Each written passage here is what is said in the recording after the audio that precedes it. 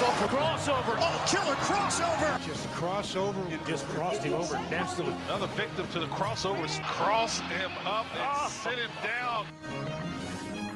The crossover is powered by Everlow Concrete Repair in Omaha and everlowconcrete.com.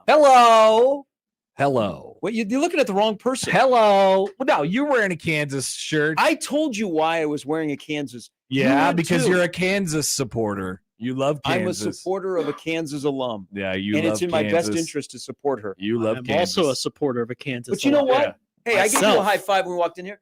Thank you. You helped my net. Typical Husker, though. You didn't shake his hand. Yeah, I don't want to shake your hand. But did I not attempt to? Yeah, sorry, I was holding a lot of stuff. I apologize. I thought I saw a pullback on your part. I would have shaken hands. Okay. Don't worry. I was holding a lot of stuff. Being what Connor did to my car, Whoa. I could have a reason.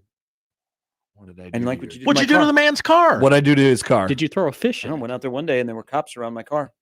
I think that's just normal shenanigans here at NRG Media. Can That's you just swap baby a powder. person's car? There's a lot of stuff that happens in our parking lot. You know, I had never If you're away from your car for 4 hours, you might not know what you come back to. That's true. I had never heard of the phrase swatting until I moved to Omaha. What? Okay. That's not a thing in Omaha more than it is anywhere else. I don't hear it referred to where the other places I've lived. That started during COVID when we Yeah. were bored. That's where the children call the SWAT team on somebody randomly. Yeah, there's a terrorist at 123 Maple Street. You better bring every car you got. This will be a very funny joke that we place on We'll this send person. someone when we can. What time did you leave last night? I think I got home. 4 a.m. No, I got home at like 11:15, I think. So probably about 10:45. It's very difficult to get out of the CHI into and out of the CHI Health Center now. Yeah, what is up with Capitol? So the Shut down for a couple of Capitol, months. yeah, that's closed because they're doing stuff over there, and now they're doing the expansion to the convention center too. The whole thing's going to be a mess for the rest of the basketball season. Pretty fired up about And they it. can't even get the Baby Bob Bridge finished. I know. I thought that was going to be done before the World Series last year. They didn't specify which World Series. We were talking about it on all of the Creighton baseball broadcasts for all of last spring, and yet I see nobody walking across that baby bridge. Not open yet. Not today. It's cold. I saw some of your posts. Where were you positioned when students stormed the court? I was right in front of them. I tried to get some video, and then I thought, wait a minute. If I'm facing the other way, I'm gonna get trampled. Yeah. This is gonna happen. And so I tried for a second, and then I ducked out immediately. But I was right there. I was right underneath the basket. Basically, I found safe haven underneath the basket. It's a very orderly court storm. They did a great job. Very nice. Creighton is being lauded for their court storming organization. Another great job by them. Yeah. The security folks over at the CHI over at Mecca do a fantastic job, and they're experts now. They know how to do it. Billy was tearing it up on the floor because that's all I would see every time. There's just Billy being thrown up in the air. and Billy was crowd surfing. Billy It's was great. dunking last night, I heard. and He had more points than Hunter Dickinson. Is that he what- had way more points Hey, than Hunter Dickinson. Is that what Bishop does during breaks? Yeah, he goes and puts the Billy outfit on and jumps on a trampoline and dunks. I was worried that Billy wasn't going to get that third dunk, but he got it. Okay, so I had the ultimate Skurhawk that was there, a young man who is a junior at Nebraska, but has been a longtime diehard KU basketball fan. He was there last night. I got a little feedback on the atmosphere. So compare it to, I was at the UConn game, so I wasn't there last night. The atmosphere for UConn compared to the atmosphere last night. See, I've had people talk to me about this That's a good already. question. I was not at the UConn game last year. I was. Why not? It was there was a Nebraska women's game, and That's right. I said earlier in the season when the whole Jay's Live thing kind of just like came up really fast. I was like, well, there's one conflict, and I'll have to miss that one game, and of course it was that game, and so I was not there for the UConn game last year, but it was. I don't know. I thought it was really good last night. I didn't. So UConn, UConn was angry. Yeah, but you also expected Creighton to win, even though UConn was number one. But people were angry. Creighton got out to the 10-2 and then the 13-4, and you're like, oh, okay, it's going to be like this all night. Yeah.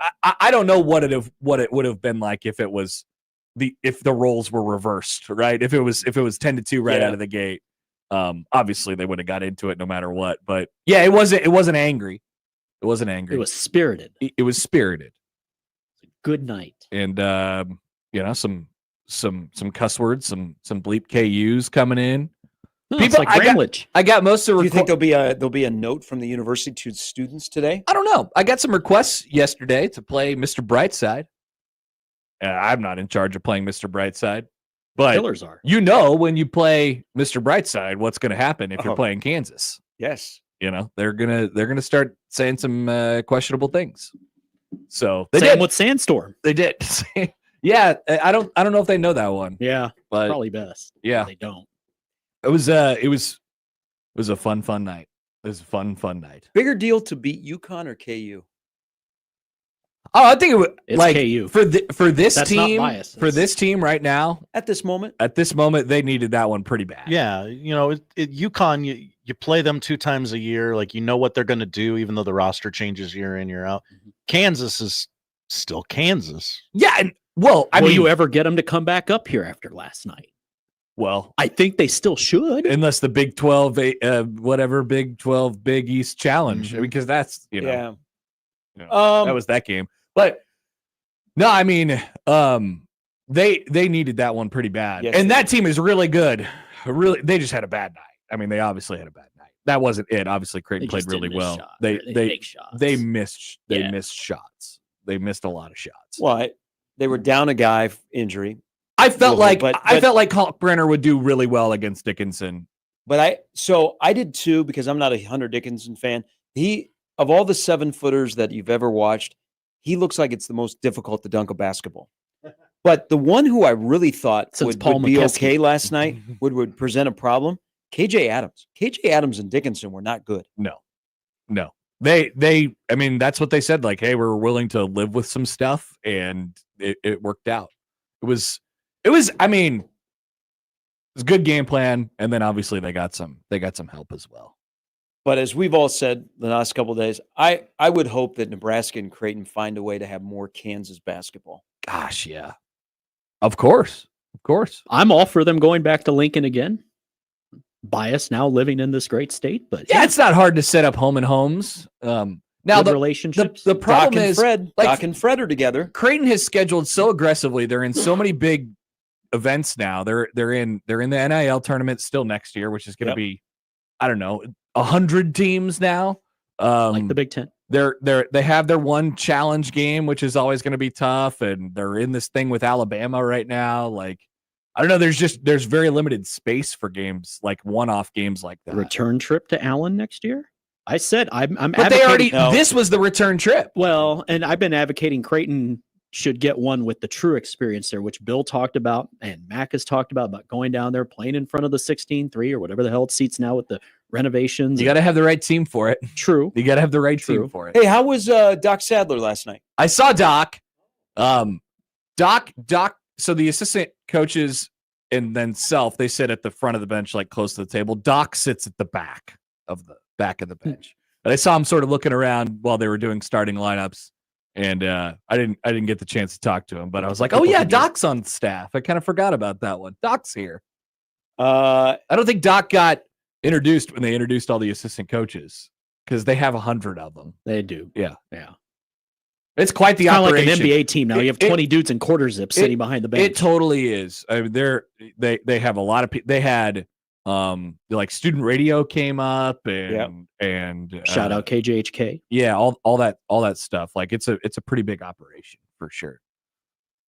Coming into Omaha. You can judge how real a basketball program is or not by the number of managers that travel. Oh yeah, that's real they too. Have a number of them too. I would say like it's really easy to tell doing these women's games over the last decade now. Like you can pretty much tell who's good and serious by what they do and how they look in like pregame warmups. Not just like the body types and whatever, but like their operation. Are they well put together? Like, do they know what they're doing in pregame warmups? Yeah. And there's there's more and more of those now. We played out Stanford in the tournament a couple years ago, And it was a little different when they came out versus when they played Montana State in the first game. Yeah. And I was like, oh, yeah. Oh, that Cameron Brink is tall. They're actually serious business. They Here. have 4 people taller than their whole team. Hey, now I saw Montana State up close last night. They're a serious basketball program. Yeah. Shout out Bozeman. Did the Mavs win? No. Damn it. Nope. Come on. Should have worked some Yellowstone lines. into that. Montana State's really good. It ended up winning by 11, but it turned into a free throw shooting contest at the end. Montana State's been to the NCAA tournament 3 straight years.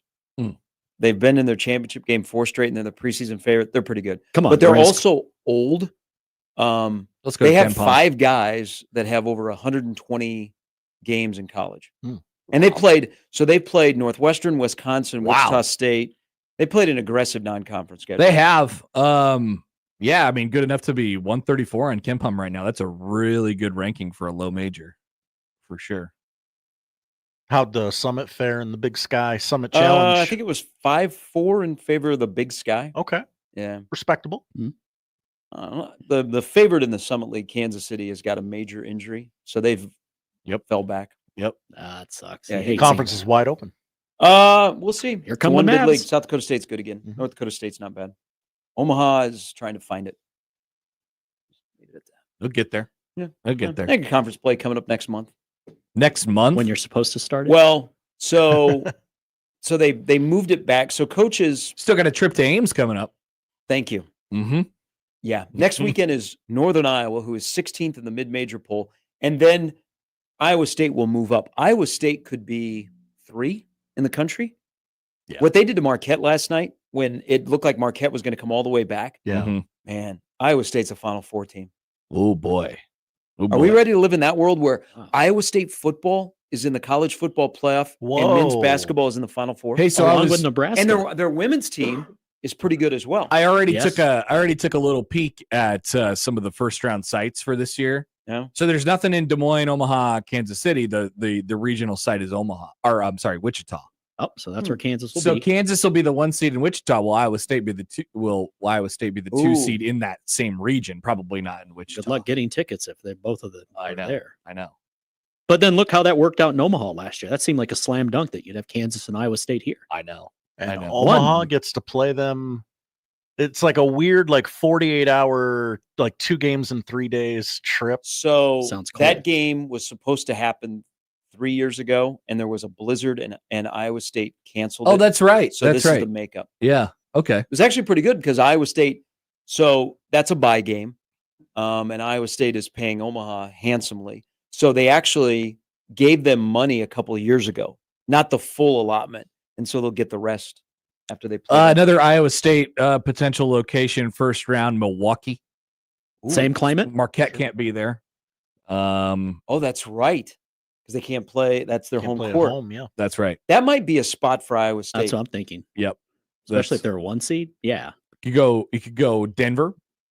People will travel out to Denver. You have. Denver, Milwaukee, Wichita are all first round. Denver, Milwaukee, Wichita, and Lexington, all kind of in the Midwest-ish. Yeah. Cleveland. Maybe Creighton as a 7 or a 10 could get Denver or Wichita or Milwaukee. I would take that. Be drivable. Denver was a good trip for Creighton 2 years ago. You Look did at all it the in people 4 that hours? don't want to go to New York City. They're going to save their money and they'll just go to That's right. first round game. Exactly. Eli Manning rode the subway for the first time yesterday. Yeah, let's talk about I it. saw that. Way to go, Eli. How's that possible? He's rich. What do you mean? He's got a Uh, car. I don't know. I He's a mean, driver. Yeah, because you're going to be recognized. But how much time does he spend in the city that does not include a car service? 'Cause he doesn't live in the city. 0%. I guess Yeah. he did work in East Rutherford. Yeah. Yeah, So Okay. if he's I gonna would go imagine in- that Eli probably hasn't gone into the city very much. probably not. Doesn't But seem I- like the type of But guy I who would like want that he to. recorded it What would he do there? What would Eli Manning do in the city? on his own. See a show. What was Go he see the doing? big tree. What was he doing on the subway? Why? I don't know. He just posted a selfie and said, first subway ride. I don't know. And that was 11 hours ago. Do you think we'll We see don't- content? Like it is for something he is doing? Prop maybe. Yeah. Because Eli- all of a Eli's sudden the Chad places. Powers thing is blown up. Eli rides the subway. You could do anything. You just have Eli Manning Coming to Tubi this fall. But Eli is With not. Dion and Eli Manning. Eli is not even the star in his own show, which is about a character that he created. Yeah. Yes. Chad Powers. That's what's his name? Glenn Powell. Glenn Powell. I did watch Dion's talk show. Oh, really? When does Wait, he you have left time that to out do of the this? last 4 hours? He's that element with his co-host. He's really good. Like, he's entertaining. Like you take out Prime. He is just Dion. That's a real show? Yes. Kind of wondered that too. I thought it was like a fake TV show for a real streaming. Like, I don't know what I thought it was exactly, but I didn't think it was real. But yeah, when does he find time to do this and where? Well, Over that's when Zoom you're the and Boulder? CEO.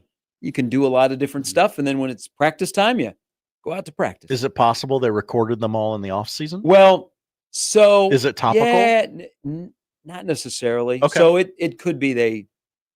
Evergreen. I got That's not a bad thing. time today, right? Saban He's told the got story. time to record a they're podcast. They're Geico commercials, or I think no, they're not Geico. Aflac. Aflac. That's right.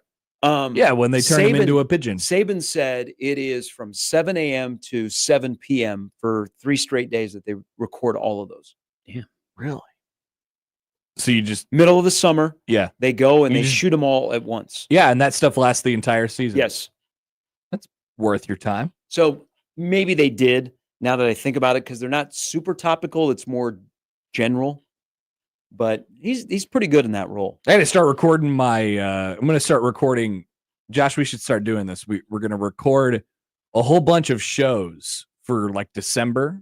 Just rip them off after the real show in like July, Okay. and just play them back. Yeah. in See what December. happens. Or maybe I could record some Jays Live stuff or some hits during various games, things like that. Mhm. Yeah, work ahead.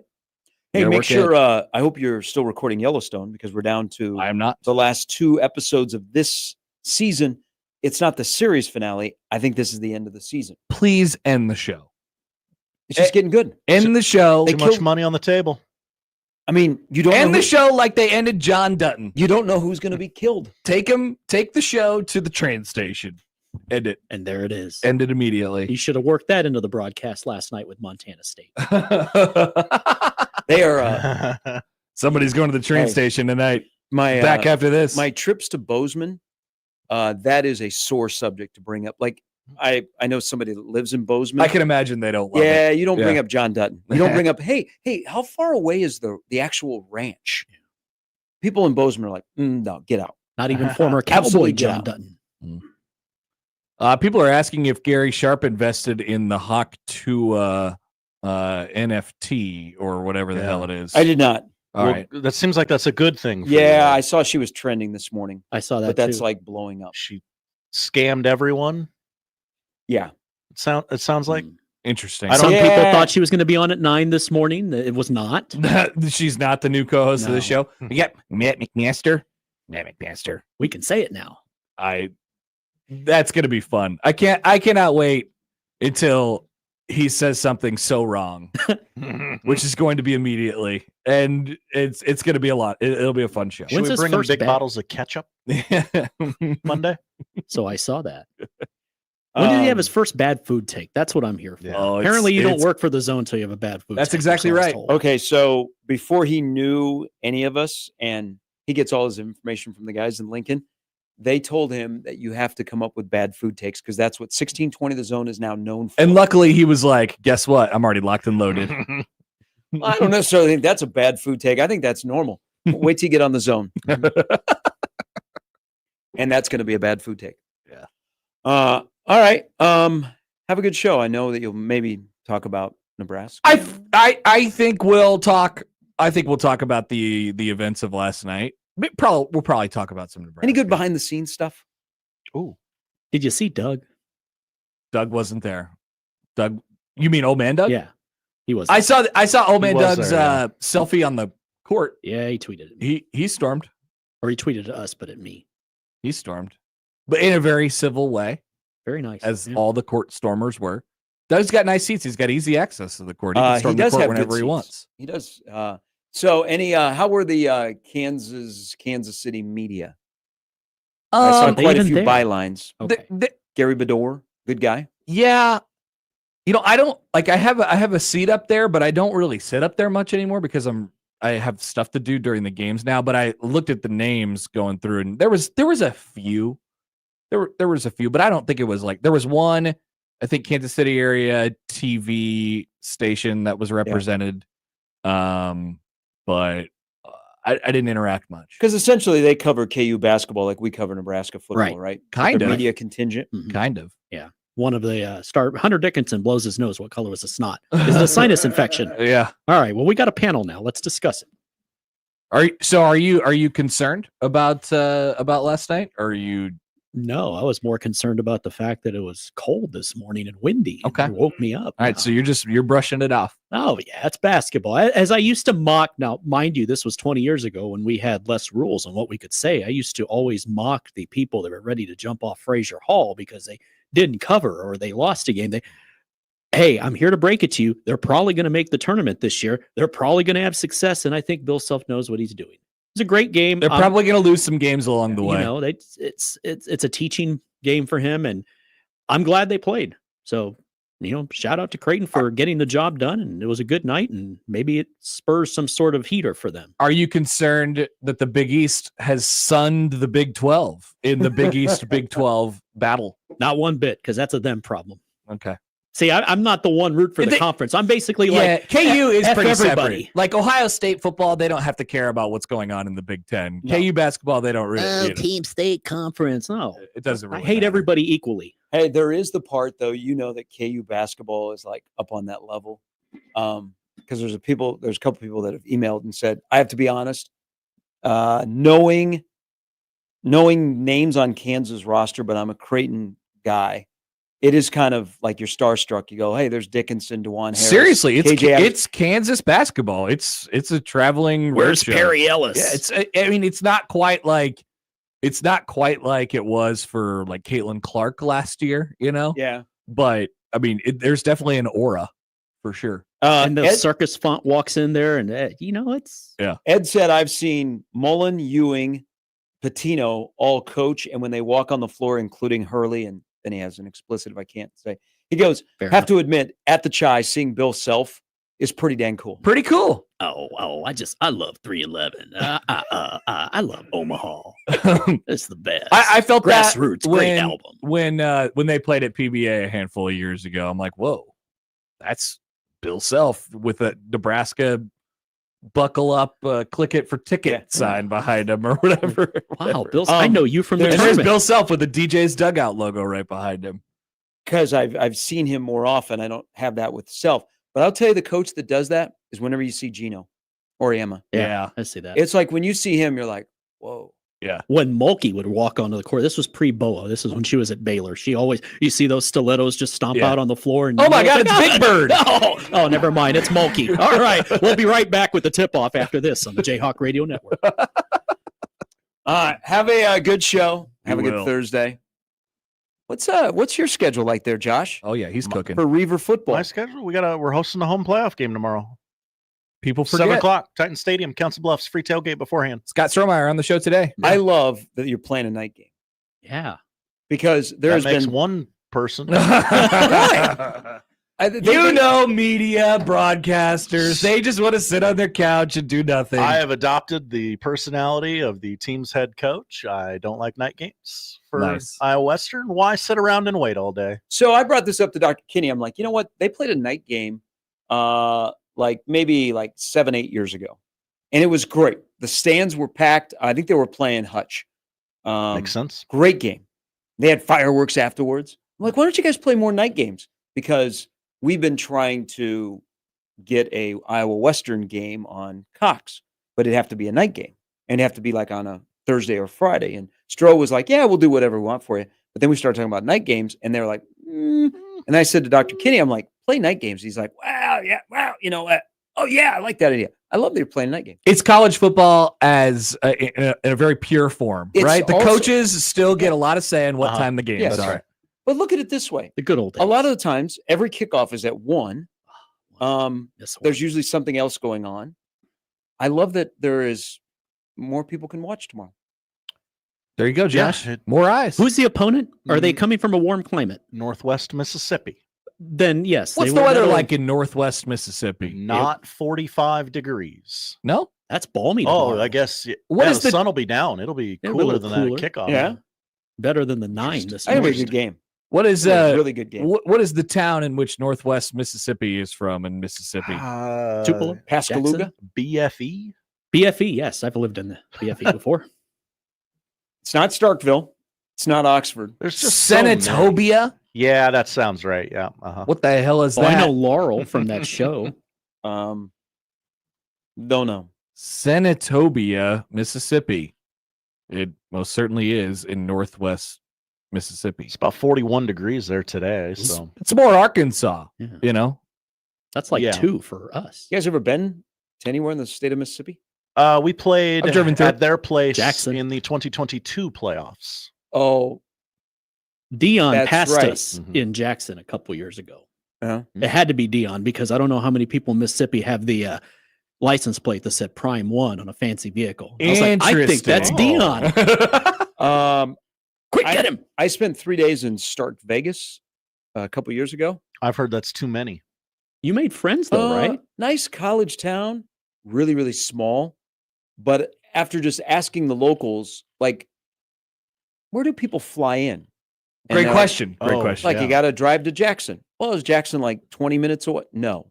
Several hours. Yeah. Oh. People try and go through Stu. Like if you're in Oxford, you're not very far from Memphis. But if you're in Stark, Vegas, you are kind of out in the middle of nowhere. But it's a good college town. It's like small. Everything is Mississippi State, like everywhere you go. Like if you ever go to Pullman, where Washington State is, that's a town of maybe 20,000 people. But every house has a flag, a Coug flag. Like, every business has something up Washington State. They actually have a real main street. Senatobia is just a little 39 minutes south of Memphis. I've been to Memphis. Memphis, Okay. Tennessee. Yeah, You can fly that to must have been the Memphis. trip that we drove past the Bass Pro Shop Pyramid. Which is the Definitely. old home of Memphis basketball. Uh-huh. And That's the right. Memphis Grizzlies when they moved there. That's right. That's right. I didn't Right, a know it Ferris was a wheel. Bass Pro Shop. They waited to tell me. Hey, It's like, Josh, oh, look, it's the arena. They're like, no, it's a Bass Pro Shop. it was an arena. Now it's a Bass Pro Shop. That is wild that they turned that, because that thing is humongous. It is. Yeah. The But pyramid. they just said, you know what? And a great location for, Bass Pro must be killing it in that area. Yeah. To say, you know what? Let's don't tear it down. Let's sell it to Bass Pro. Can't wait for the big but when- shields here. But when Penny was playing inside there, and you're like, wow, this is cool. It's a pyramid. This is where Pau Gasol played. And now they play at the FedEx Forum. All right, gentlemen, have a great afternoon. You as well. You were the one who was saying goodbye. So- I know, but then we got talking about, I want to talk more about Penny Hardaway and Memphis and people's experience Not last today. year when Nebraska was Shout there. out Butch McRae, Not today. FedEx Forum. Pete Bell, Western That's- University Dolphins. That's the crossover. Powered Finally. by Everlevel Concrete Repair in Omaha at everlevelconcrete.com. It is Thursday. We'll start things off next.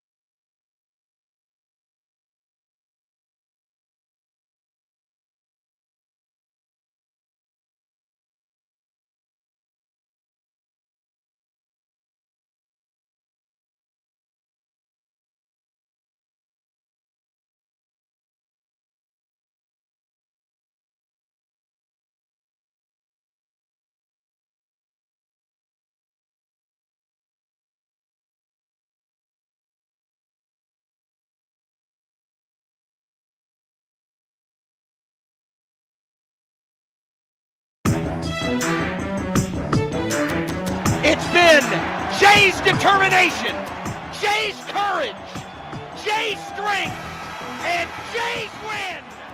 Jay's win! Jay's win! And storm the floor in Omaha! What a scene!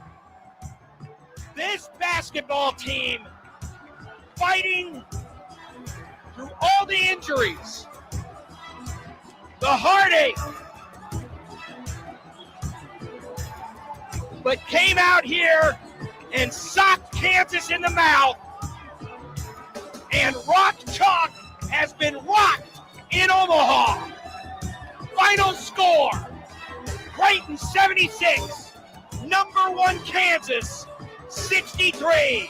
The Jayhawks are undefeated no more. There's the very calm, cool, and collected John Bishop Sick call. right here on 1620 The Zone last night, as was also heard on Sports Center with Scott Van Pelt last night. Yeah, we got our, it said 1620 The Zone, KOZN in the corner to play the call. Over the top. I actually haven't heard exactly what they've done on there, but I've just heard that it happened. Nobody asked me for the rights. Well, they got them. I think Joey went over your head. Wow. Maybe, or something. I guess that is a broadcast of Creighton University. That's true. It is a Creighton University production, as well as us. Which I'm apparently the executive producer of. You know you get credit after the games, right? I found that out last night as I'm driving home. You get credits on the broadcast, Josh. Look at me. Nice job by you. Nice job by you. You made that happen. I did. I did that. Josh Hodson. I'd like to know where caller Tony is right now. Where's caller Tony? Where is he? Caller Tony, where are you at? I want to read his NBA mock draft after last night. Yeah, what's going on? I just like to know where he is. Right? I'm searching people out. I'm looking around. What's going on? I want to know where Tony is. I want to know where Tony is. Tony is my Lou Holtz if I'm Ryan Day. Although I guess I don't really want to be Ryan Day. No, not even a little bit. Welcome to a Thursday show. It's the Connor Happer Show on 1620 The Zone and on 1620thezone.com. Connor Happer, Josh Hodson with you. We have plenty to come here on this lovely, lovely Thursday. Of course, we will leave ourselves ample time to talk about the Blue Jays' second win over a number 1 ranked team in the matter of 10 months on their home floor, and what that means for their season. Obviously, Jacob Padilla will join us here at the top of the hour. We'll recap it all from last night. Check the pods this morning.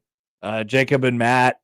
Matt's a little under the weather right now, DeMarinis, as you may have heard yesterday on this show.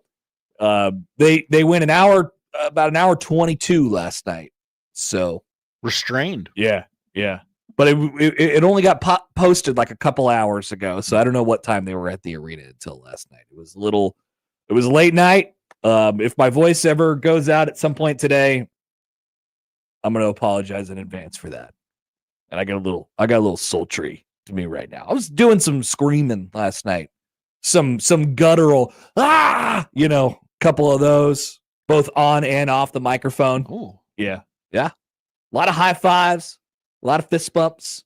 Some, there's a sickness going around pretty much everywhere right now. Heard Kansas caught it. They already had it. Oh no. Creighton had played. They obviously have a sickness a little bit right now. You got Stephen Ashworth over there puking on the bench. New guy's in the corner puking his guts out. And so a perfect time for every single person in the arena to go onto the floor. The first time the new court has been stormed. Oh, that's right. At CHI Health Center. Yeah, it was a little dusty. Excellent use of open flame by the CHI staff. Shout out to Derek Ravlin and all of the folks over there. But I know Derek. I'm calling Derek in particular here because he has his finger on the fire button. The fire is his. So if you want to know who hits the fire button, it's Derek. And he's also the one playing the various songs after the game. Okay. And things like that as well. The PA announcer did not have to ask for the fans to make noise. No, that's now my job. Oh, okay. That's now my job. They've outsourced that. Yeah. Another thing you've taken from Jake Ryan. Jake doesn't want to give it up, but he's Ad reads, asking for noise, Josh Odson. These are the things you've taken from Jake I'm sorry, Ryan. Jake. I'm sorry. But Jake still gets to be on the camera when Bill Self and Greg McDermott shake hands at the end of the game. So that's nice. As does, we have many pictures of John Bishop from last night from many different angles. If you're ever curious about what happens with John Bishop during basketball games, you could the pictures are available. They're out there. They're out there for you. They exist. So Padilla will join the show here in about 20 minutes. We'll talk with him about all the things that went on last night. Scott Strohmeier, the head coach of the Iowa Western Football Reavers, who have a home playoff game tomorrow night, as Josh has previously mentioned. We'll catch up with Stroh near the bottom of the 11 o'clock hour. Michael Bruntz will join the show at 12:30. And, of course, it is Thursday, and we're back together, which means it's time for Josh Odson to grunt the slate at the end of the noon hour. I like it better when it's me and you. I could see what's going on, or I could at least see your mouth through the hole of these two computers right here. That's basically what I look at the entire show. That's the lineup powered by the referees at John Higgins Weather Guard. Want to hear from you all? 402-951-1620 on the 42 Degrees of Source hotline. You can call or text that number, tweet at Happer Show, at Connor Happer on the JTech Construction Zone Twitter feed. Email Connor Josh Show at 1620thezone.com on the Equitable Bank Zone inbox. We'll take a break in a second. We'll talk about the game from last night for a few minutes before we get to Jacob, and then of course have it throughout the rest of the show. Of course, we'll check in with Nebraska as well. Portal entries, the comings and goings. Is there more today? And people are getting nervous. So who's going to play on the team for the bowl game that we've waited 8 years for? That is still TBD. And we'll ask a bigger picture question about Nebraska football as well. But it's a celebration, Josh. It's a celebration from last night. And I'd still like to know where Tony is. I'd like to know where Tony's at right now. What's Tony doing right now? Where do we stand on the softness of Ryan Kalkbrenner? I don't think it's possible to have been proven so wrong in so immediately as Tony was yesterday. And we called him out in the moment. We'll give ourselves credit for that one. But it didn't work out. Didn't work out for him. Although, yes, there is still the Nebrasketball fans who were like, well, that's funny. Nebraska still won. As we receive a text on the text line right now. Oh, yeah. Jeff, college basketball is so weird. How does Creighton lose to Nebraska but then kill Kansas? It's a great question. It's something that we can dive into when we return. A lot of people asking Nebraska, transitive #1 team in the country. I ask St. Mary's. What does that make St. Mary's? St. Mary's must be the GOAT. Mm-hmm. All right, we'll be back. We're off and running here on a Thursday. Happy you're with us as we continue on the Connor Happer Show on 1620 The Zone.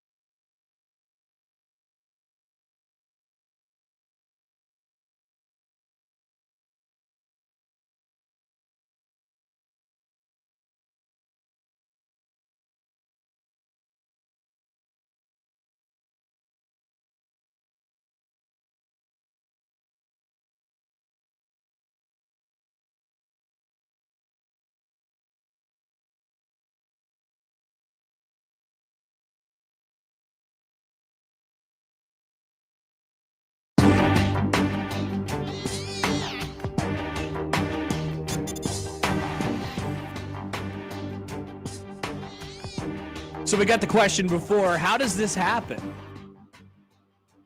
Well, the first answer is it's kind of just how sports work. Teams lose games and then they win games. And then it's up to everyone else to try and figure out who's better.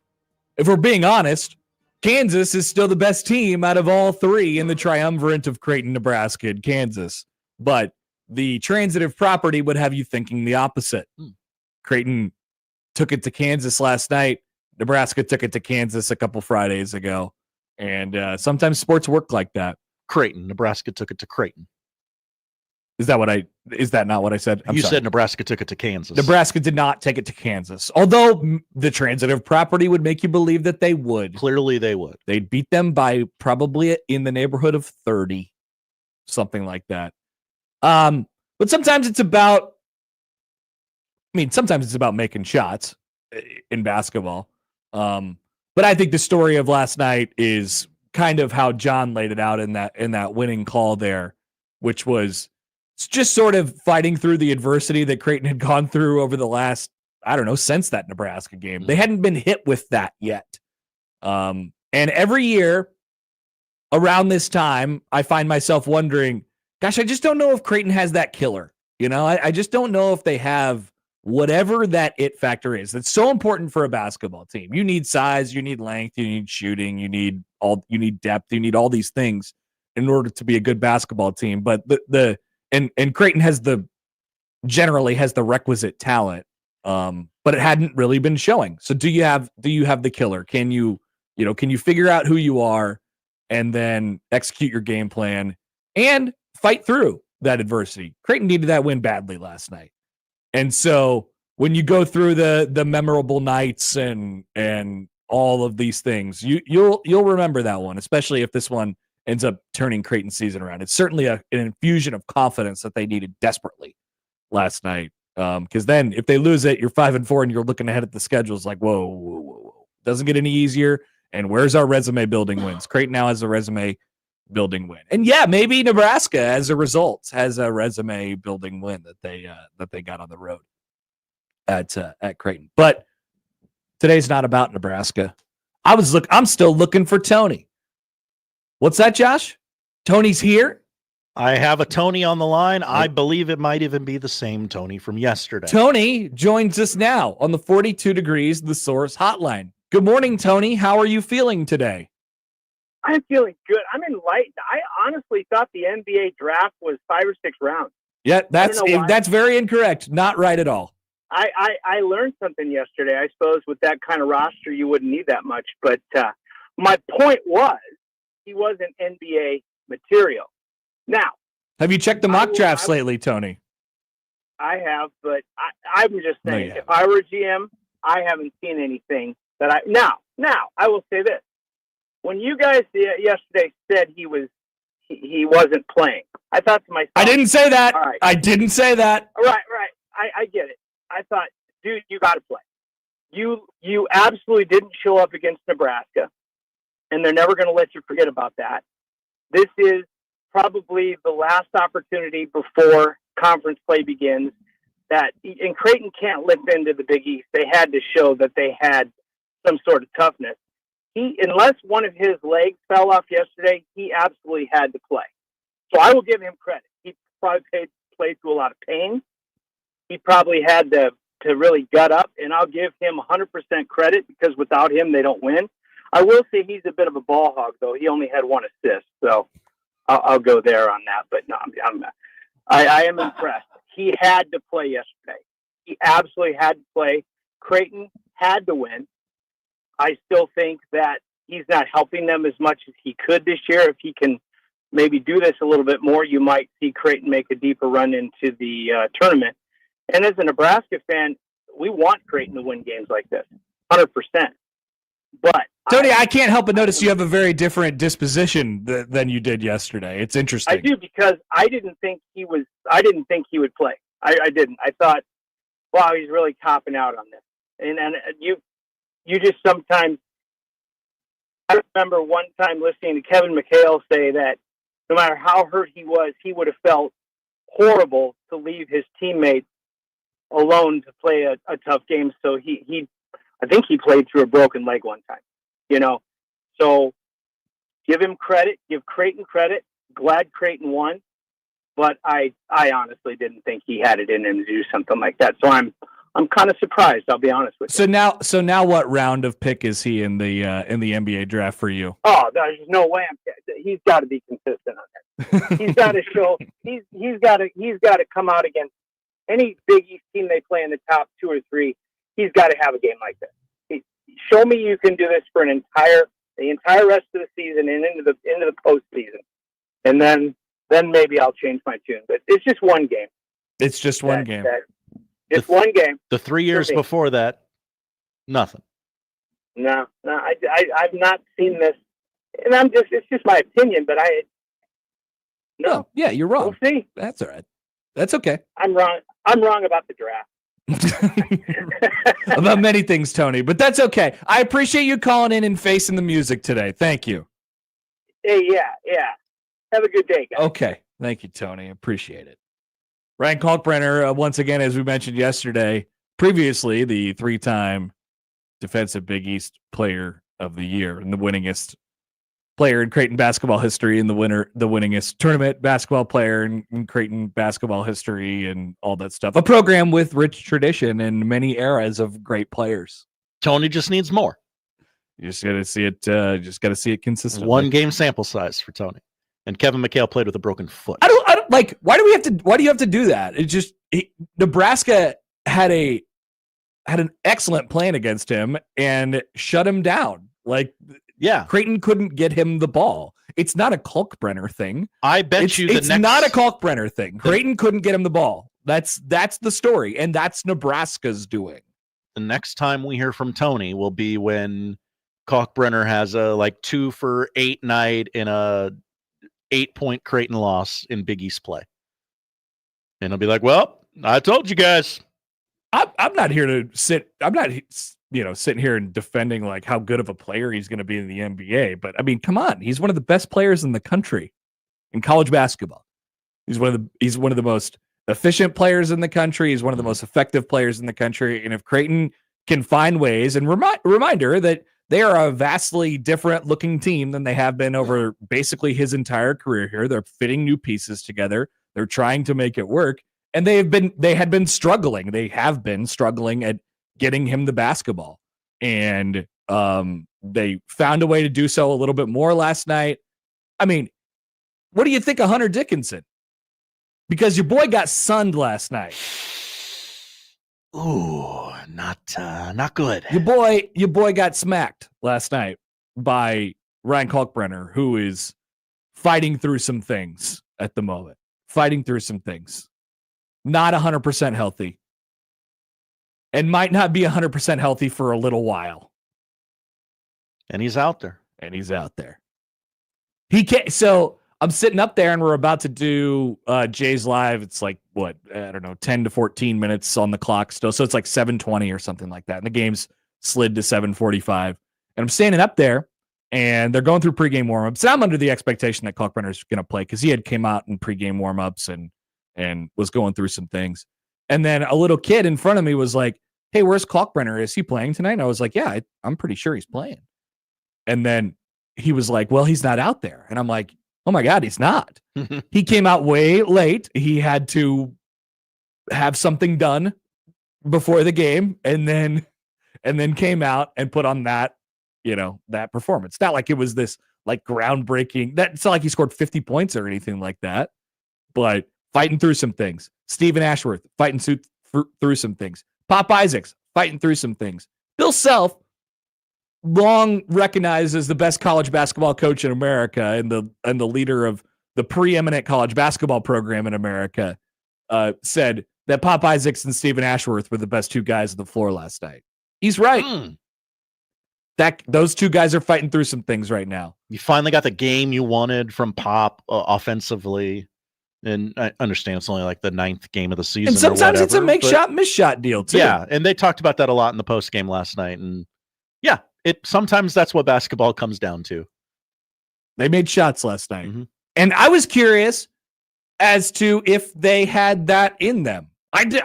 We don't know the truth on how good of a shooting team that it is. And maybe we just got another data point to it last night, but it hasn't been good so far for Creighton this year. They haven't been able to make teams pay for the plan that Nebraska put out on them a couple weeks ago, which was we're going to pack the paint. We're going to deny Kalkbrenner everything. He gets no touches. He has to really work for what he gets if he gets anything. And so it's going to have to be your other guys. And now, Creighton got contributions from obviously those two guys with Ashworth and Pop, but, a couple big threes from Mason.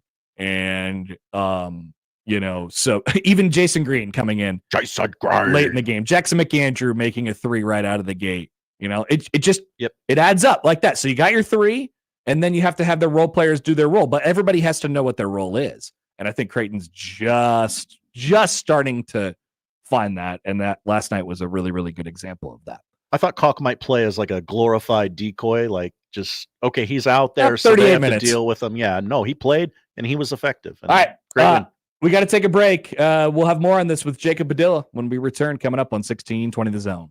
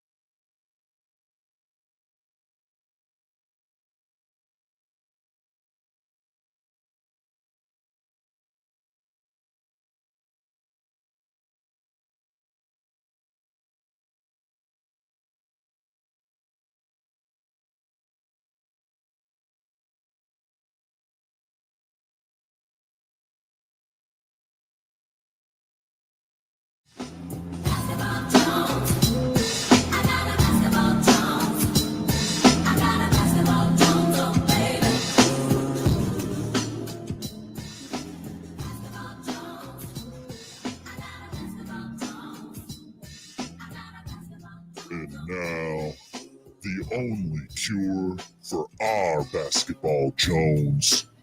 Hail Varsity's Jacob Padilla on the Connor Happer Show on 1620 The Zone, baby. All right, we're joined now on the 42 Degrees The Source hotline by Jacob Padilla of Herd at Sports, who was in the building last night as Creighton took down number 1 Kansas. The last time Creighton beat Kansas, 75 years ago today. Whoa! 75 years ago today. Jacob was not there for that game, but he probably is going to do a podcast about it at some point. I don't know. Hey, Jacob, what's up? Hey, I'd be up for a rewatch if somebody has video of that. Don't know if that footage is available. Yeah. Yeah. Too bad. Oh, well. There is a clip from the Omaha World Herald the day after that Rob just tweeted out, but that might be, you might have to do your pod rewatch based on one news story. Well, oh yeah, we always ask you this first. What time did you get out of there last night? Good. I got home sometime after 3. All right. I don't remember what time we walked out. So everybody's grinding through it right now. The team is sick, and Matt DeMarinis is pumping out pods like crazy, and he's under the weather right now. So everything went okay. I've got a bat. I did something to my neck as well. Oh no! So last week hasn't been comfortable. So yeah, we're all battling through some things, but no, I think we all collectively stepped up and did what we needed to on Wednesday night. That's both on the court and off the court. I said this right at the start. Like, did you feel like, and I don't know, nothing's definite at this point. Creighton played a really good game and executed a game plan last night, but I don't know. I didn't know for sure if they even had that in them. And it showed, at least that there is a chance that it is there last night. Yeah. And I mean, I honestly didn't know what to feel about that game going in because of the status of the roster. And I think anybody that tells you, like anybody that said anything about Ryan Kalkbrenner playing on Tuesday or whatever, that was just a guess. Mm-hmm. He was a true game time decision. Yep. He didn't touch a basketball until that first round of warm ups, basically. So like to go out and do what he did, with that being the case, they didn't even know once the game started what they were going to get out of him. And for him to go 38 minutes in that game, have a double-double, and do what he did defensively, the Tony or whatever, apparently he also wasn't watching the Alabama game last year, because like today, that was probably the tough, like the biggest example of Ryan Kalkbrenner being tough. I think, I mean, he's had the like soft label thrown at him throughout his career, but I think he very clearly dispelled that with that Alabama game last year, coming out and playing on that ankle in that second half and dominating that game. Last night was just another example of that. So, I'm a little surprised, very surprised by the way that Kansas played. Wasn't great. Yeah, well, and Matt and I kind of talked about it. I don't know if it's just like they thought they were Kansas and could come in and do what they wanted to do, but they basically played right into Creighton's hands and did everything Creighton wanted them to do. And Creighton, to their credit, executed at probably the highest level defensively that we've seen from them this season. Just the shots that Kansas took throughout the game, they were 9 of 20 on layups, layups and dunks at the rim, because AJ Storr tried to dunk on Ryan Kalkbrenner, and that never a good idea. It keeps happening. 100%. People just keep trying. They want to get that one chance, and he just keeps saying no. But yeah, and I think a handful of those layups were like transition off of Creighton's turnovers. So like in the half court, they just did not have any success at the rim for the most part, and that's a credit to Kalkbrenner, but then also to the team as a whole, because everybody did their job. I don't know how many times Kansas guys like drove in there and tried to create contact and throw up a shot, and the rest didn't give them a call because Creighton's was in position and went vertical on their challenge. And that's something that Creighton teaches really well, and that Kansas apparently didn't get the memo on. Jacob, we've spent most of the early portion of this season through 9 games now talking about the lineup combinations that they've had and the just some of the different things they could do. And it turned out that last night, and even so they leaned obviously heavily on Pop, Kalkbrenner, and Ashworth. Jemiah Neal was pretty good in the first half and then got into some foul trouble. But it was the answer was last night, all right, we have these 3 guys and everybody else needs to sort of step up in their role. I felt like that's been a little bit different from what they've been sort of trying to do, maybe spread it out a little bit more over the first 9-10 games of the season here. It's interesting, and maybe Creighton found out something about themselves last night and the way that they need to play, or at least where the distribution of I guess where they get their buckets from needs to be.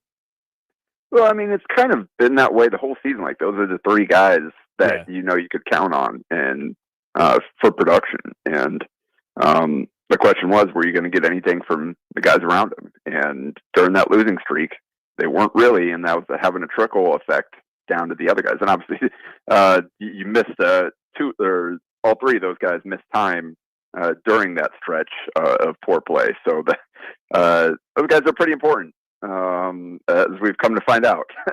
But it was kind of talk about after the losses, like, they need guys to just do their fill their roles, do their jobs, and if they do that, then suddenly the game is easier for everybody else. And we saw that knock down some threes early to space the floor, and kind of the trickle effect of that of Creighton kind of had everything going for them. So you had Mason Miller hit 2 big ones. Jackson McAndrew only hit 1, but it was a big time shot.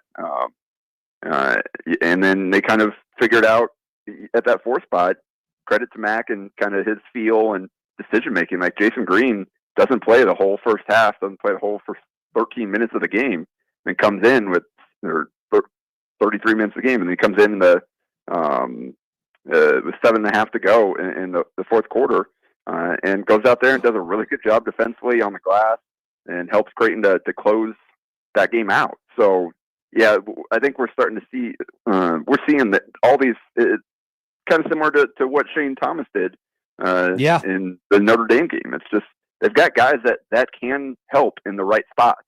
And it may not be the same guys every single night. That's going to be on the coaching staff to decide and figure out, all right, who's going to help us most here. But they do have options. And as long as those guys are out there doing their jobs, that will allow those key guys to really shine. We got a comment, and I forgot about this play until just now. But Blake writes in about, so he said, loved when Ryan put KJ on his butt on the alley-oop too, and yet he's so soft, which was, by the way, called a foul on the floor, even though neither of the players were on the floor at all.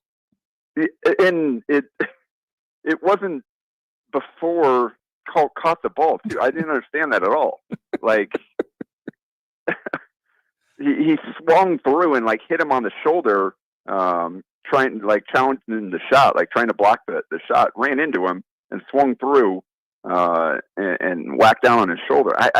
That's like, I've seen alley-oops before where like they foul him before he can get the ball. Right. And okay, that makes some sense, even though we know what was happening there. That one, I was yeah. I'm glad you know that, because I was very confused when they started to take the ball out of bounds. Like, wait, what? Yeah. I didn't understand that one. There was like, during that stretch, there was a couple confusing, like I think it was actually the possession before that Kansas had one that apparently he was going up and they called it apparently they called it as if he was going up. So he got to shoot free throws, but he was definitely on the floor. It was right before that. I can't even remember what happened, but it was, there was a weird sort of stretch of the game. So key moments when Kansas immediately within a minute of the second half starting, they cut a 10-point lead down to 1, like within a minute. And you're like, whoa, what's going to happen here? They ultimately get a stop and then kind of turned around from that. Like I'm trying to think about the key moments or the key things that happened in that stretch. I think Pop made a 3 2 of them to get him. I mean, that's a pretty good example of sort of what needs to happen in order for Creighton to pull itself out of funks. Yeah. It was so alley-oop to Kalkbrenner, then back-to-back threes for Pop, and then the timeout, and Self got the technical, and Ashworth hit the free throw. So yeah, that 10-0 run responds to the 9-0 run to start the half for Kansas. That was basically the swing point of the game. It's at that point, like, all right, are we gonna let everything we did in the first half slip away, or are we gonna kind of buckle down here and turn the tide back in our favor? And they were able to do that and made some big time plays. And again, that like what Isaac did last night was absolutely phenomenal. And it seemed like he was the guy. Anytime they needed a play when Kansas was trying to make a push, more often than not, he was the one there to deliver. And you can see he was having a good time. The way he's interacting with the cameras and the crowd, like he was pumped up, and even talked about that after the game. It's like he hadn't really had a moment like that in college, where going up against the number 1 team, making some big time plays to kind of put them in control down the stretch. That was pretty cool to see, and they absolutely need it. Again, obviously he played through the injury, but or through the illness. But with Kalkbrenner and Ashworth and what they're battling through, they needed him to step up, and he did so in a big way. What do you think this means for the comp? Mac alluded to it sort of a little bit last night. You have a group and you wear the Creighton uniform, and there's like a certain expectation, but it's a different team and with different pieces. So there has to be some proof of performance there. There has to be some positive reinforcement that what you're doing is going to work, and that's a great way to prove it last night. What do you think this means for them as they go forward? I mean, I guess does this change anything in how you look at the team, what they're capable of, or what the next handful of games look like? Yeah, I mean, it gets you that signature win on your resume that with missing out on the opportunities in Vegas, you kind of felt like, don't know. And especially with the way the team was performing coming out of that trip, that you kind of like, you're probably not going to get Kansas and Alabama. And then you go into the Big East and from what we're seeing so far, not a lot of wins. Not quality wins.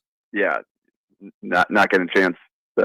Maybe UConn sneaks back up in there. Maybe. I mean, Marquette obviously lost last night, but they lost to a really good team. I don't think they're going to tumble necessarily. But outside of that, there wasn't looking like a whole lot of quality in the Big East in terms of signature wins. Like, you could pick up some quad wins, some quad 1, quad 2 wins, but not like a top 10, top 5 type of thing to put on the top of your resume. And now Creighton has that. Kansas still a very good team. I think they're going to be fine. It's going to be a really good win for Creighton. And so putting that on the resume and showing that, like, hey, they're so capable of that. I think maybe the kind of median or the floor might be a little lower for this team than we've seen in the past. Although we have seen them go through some similar struggles each of the past 2 years. So I mean that's not even 100%, but I think that there's shown that when things click, that they're certainly still capable of playing it with anybody. And we're seeing why McDermott invested in the players that he did and put this team together. Like, it's still, when everything's firing on all cylinders, it's a really good team. And you've got a guy like Kalkbrenner that can completely warp the way a game is played. There's not a lot of teams that have a guy like that. So I think, this is big both for their resume and for just the confidence and belief and kind of the proof of concept like Mac was talking about for the new guys and the young guys that are stepping up to different roles. It's always good to get something like this under your belt just for confidence sake. Let's talk about Kalkbrenner for a second, because there's a lot of pelts on his wall, and he is he's won so much, and he's won so many NCAA tournament games, and he'll be one of the best Creighton Blue Jays ever. But fighting through what he's fighting through, and then doing it in 38 minutes against Hunter Dickinson last night and really just completely shutting him down. Obviously, like you said, Jacob, Kansas's plan factored into that a little bit. I mean, how high does this go on list of, I don't know about accomplishments, but whatever it might be for Ryan Kalkbrenner's career, how high is this up on the list? Yeah, it's pretty far up there. And you can see, again, like he hadn't practiced at all. They didn't know what he was going to be able to give them. He got in there and like he had that, like early on, he had that little short roll, like floater thing that didn't go anywhere near the rim. He's like, well, yeah, rhythm is clearly not there. I think he was expecting, I think, to get hammered, and then he didn't, and it just he shorted it by like 3 feet. Yeah. So you could see him in a couple of moves there where you could see he wasn't totally in a rhythm, whatever, but certainly understandable. But yeah, just to 17 and 10, you could early on it looked like, all right, kind of the chess match of Hunter Dickinson checked out, so Matt got Kalk a rest, and then Fred King went in there, hit a couple free throws, drew a foul, and Self went right back to Dickinson like 2 minutes later, and then so Kalk checked back in with him, and then never left the floor again. No. So forget the chess match of matching minutes and all that stuff. Now Kalk's just going to close this game out. And yeah, you look at Dickinson, just 2 buckets the entire night. And outside of that 9-0 run to start the half, where he had the kick out of the double team for the corner 3, he had a tip in there when Kalkbrenner had to rotate over, and then he got fouled on another putback when Kalkbrenner had to help on somebody else, and that was basically it. He had the one mid-range jumper again. I think it was either off an offensive rebound or off Kalkbrenner sliding over and help, and that's the entirety of his offensive production last night. Kalkbrenner got him. I think picked up a couple of those fouls, like got him into foul trouble early on, and they didn't even. I don't know what the game plan was or what the guys were thinking. Self said he liked the 21 shots that DeJuan Harris took, and thought he's normally going to make some of those. Like, yeah, he's a good floater shooter, but like those weren't on balance, square to the basket, under control pull. He was like throwing up garbage last night because against Creighton's drop, thinking like, all right, it has to be me because of the way they're playing here, and threw up some bad shots, and a lot of them didn't go in. So yeah, I think a lot of that, and again, they were 2 of 6 at the rim, 2 of 6 on layups in the first half. They weren't even taken. They took 15 mid-range, or non-paint or non-rim 2s. So those are the floaters, the mid-range, and all that stuff against the drop, which is what Creighton wants to give up. Second half, they went to the rim more, but again, like a lot of that was the transition off turnovers. They were 7 of 14, which still isn't good, but it's better than the first half. But wasn't enough to kind of break down Creighton's defense. So that all starts with Ryan Kalkbrenner, and so what he did on both ends of the floor, playing 38 minutes, coming off of stretch of not playing at all. Just another testament to the conditioning, the toughness, and just his overall impact on a basketball game. Does that happen last night without the start they got off to? Well, that was the first point of my gamer, is like the hot start, because that had been a problem for Creighton so far this season, particularly at home. I think they trailed like in all those kind of the bye games or whatever. Like they trailed at some point in the first half, I think, in all those. Two quick buckets by Neal. That totally set the tone. Yeah, went right to the rim, first 2 possessions, and they got a couple of threes, and then just kept rolling. They had 5 of their first 8 threes. Isaacs had 3 of those.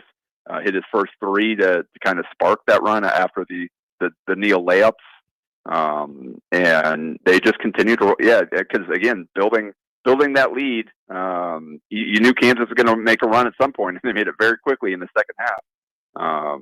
But they never let the lead slip away, and they built it up to, like, I think 13 at one point was the high in the first half, and gave most of it up but then settled back in and pushed back. So, yeah, just really important for their confidence, for the way they were feeling, to see shots going early.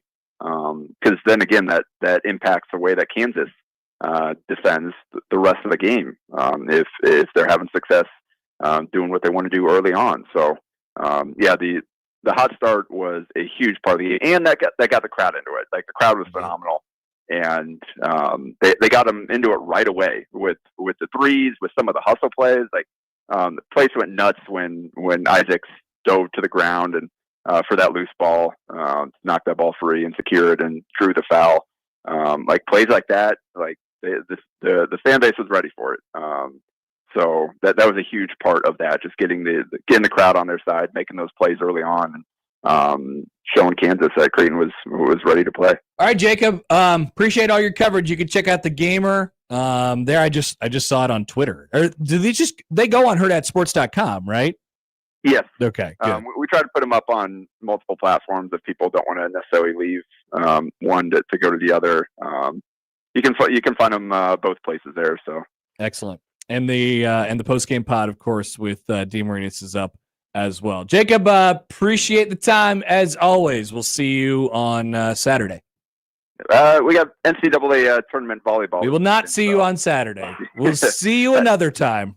Yeah, trying to get out of CHI through that traffic and get down to Lincoln through the Devaney Center traffic. Great take. Could probably make it work, but I just don't know that I want to. It would take an hour drive into much more than you would want it to. Yes. Yeah. So I will be probably going to be watching from home, or at the very least, maybe go for the first half or something. But yeah. So we'll see. I'll play it by ear, but all right. Watch out for Husker volleyball tournament coverage this weekend as well. All right. See you soon. Bye. Jacob Padilla, Herd Sports. He covers everything. He's all over it. He's Jacob Padilla. When traffic allows. When traffic allows. Yeah, the whole Capitol Street closing thing is not good for the. You're going to hear media people talking about this. Would have never happened if I was the mayor of Mecca. Mayor of Omaha. The mayor of Omaha is in control of if Capitol Street from 10th to 9th Street is closed. They could say, hey, maybe now's not the right time. I know it doesn't seem like much, but it is very important. It is. It's very important. That's just a little strip of street. What's the big deal?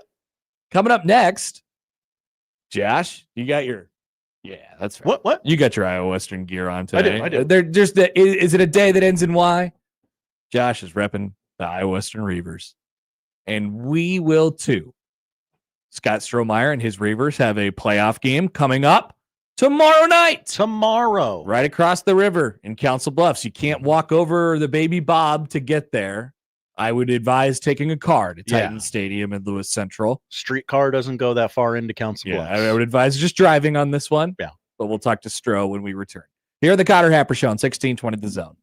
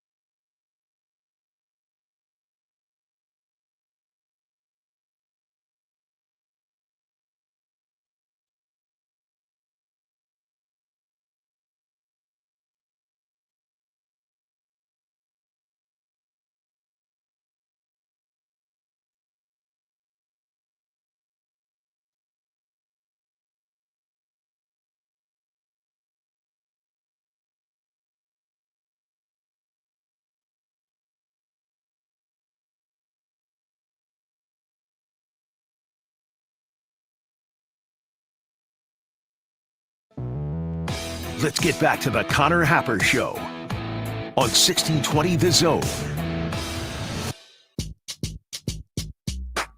So a few times of the year, we catch up with Scott Strohmeier, the head coach of the Iowa Western Reavers. You know, there's like a floater in there, and then there's like before the season, and then there's when they're gearing up for a playoff run. I think you missed the before the season chat. Did I? Oh, yeah, The kid. Yeah. Blame the kid. Don't blame me. That's right. The phone disconnected during the interview, and I was host and producer. That's right. I remember now. Oh, what happened then? We went to break, and I called him.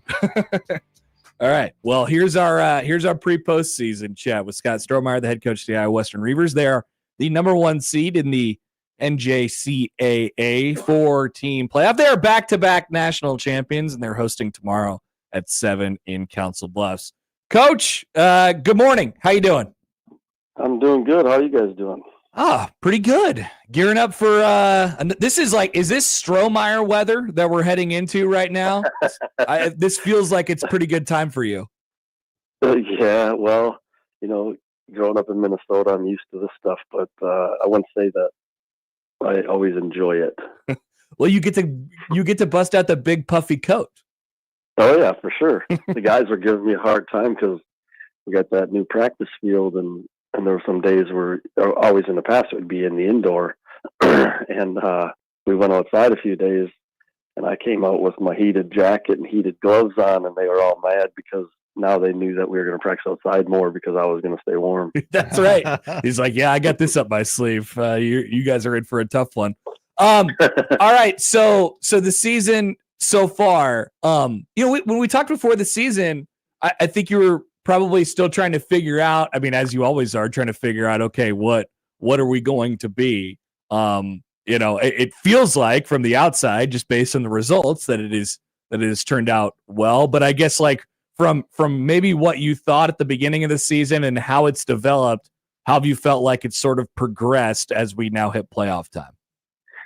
And I might even said this when we first talked, before the season, that, offensively I felt, that we were explosive. And that turned out to be the case. And defensively we had a lot of unknowns, and it showed early on too. We made some changes to some spots, but, we had to score 42 at Georgia Military to win. And, we came up short against, Hutch. We had 38, but we gave up some points in those first few weeks. And, just trying to, you don't get a lot of time nowadays to really evaluate guys in a short period of time. It's not like a 4-year program where I have a guy who's a red shirt, and then the next year he doesn't, you got him for 2 years, and now you're like, oh, I think this guy's ready to play. Well, I get 25 days or 20 days before we have to make our decision. And like I tell our kids all the time, is I've never been 100% accurate with that. You don't know how kids are going to respond in the games, and that's why they had to stay in. Like our starting 3 linebackers week 1 are not our starting 3 linebackers now. I shouldn't say that one of them moved positions, but he went through a stretch where he didn't play. And now we got, we're trying to find the right group, and our defense has played pretty well. Since probably week 3 or 4 when they started getting into a stride. And then obviously offensively, really, I felt one game this year we didn't play very, very well, and it was the last game of the year. So hopefully it's like in the past, we're peaking at the right time, and I guess we'll see tomorrow night. Yeah, so much I've heard from coaches over the years. So much of being able to get on the field is about trust, right? Can you put the guys out there who you trust, or do you trust them to make the right plays when they are out there? Well, sometimes you're not afforded the ability to find out whether you trust a guy or not. Exactly. What's the balance there that you have to deal with on a given week or a given season? Well, it's so hard because, like I said, I mean, some kids practice, there's no pressure to them, and they don't make mistakes. But then you put them out there in a situation, and at practice sometimes you can scream out there and tell them to align this way or that way, or you got this or that, and game times you can't, and then that's when you find out a little bit how kids react there. But you try to make it as put kids in those situations in practice. I mean, but at the end of the day, it's still practice, and you're not giving it's not 7-0 or 48-0. It's practice. We don't keep score, so you try to emulate those situations. But until I always say this, until the clock starts ticking, you don't know. And and like I said, it happens every year, and not this year. It happened more, with multiple positions, but in the past, like who we've taken week 1 is not the same as who we take week 12. There's always some kids, even at, we play a JV schedule. Well, I mean, I could go back years of where a kid never played first 3 games, but played 2 JV games and showed me that he could play. And he ended up starting the rest of the season, just maybe he was a wide receiver and never got a chance for whatever reason. If it was the quarterback he was in there for run plays, or the quarterback wasn't looking his way, or whatever it may be. So he never got a chance to showcase what he does in a game. And so sometimes that's what you got to do. And unfortunately, the few years we've been winning those games.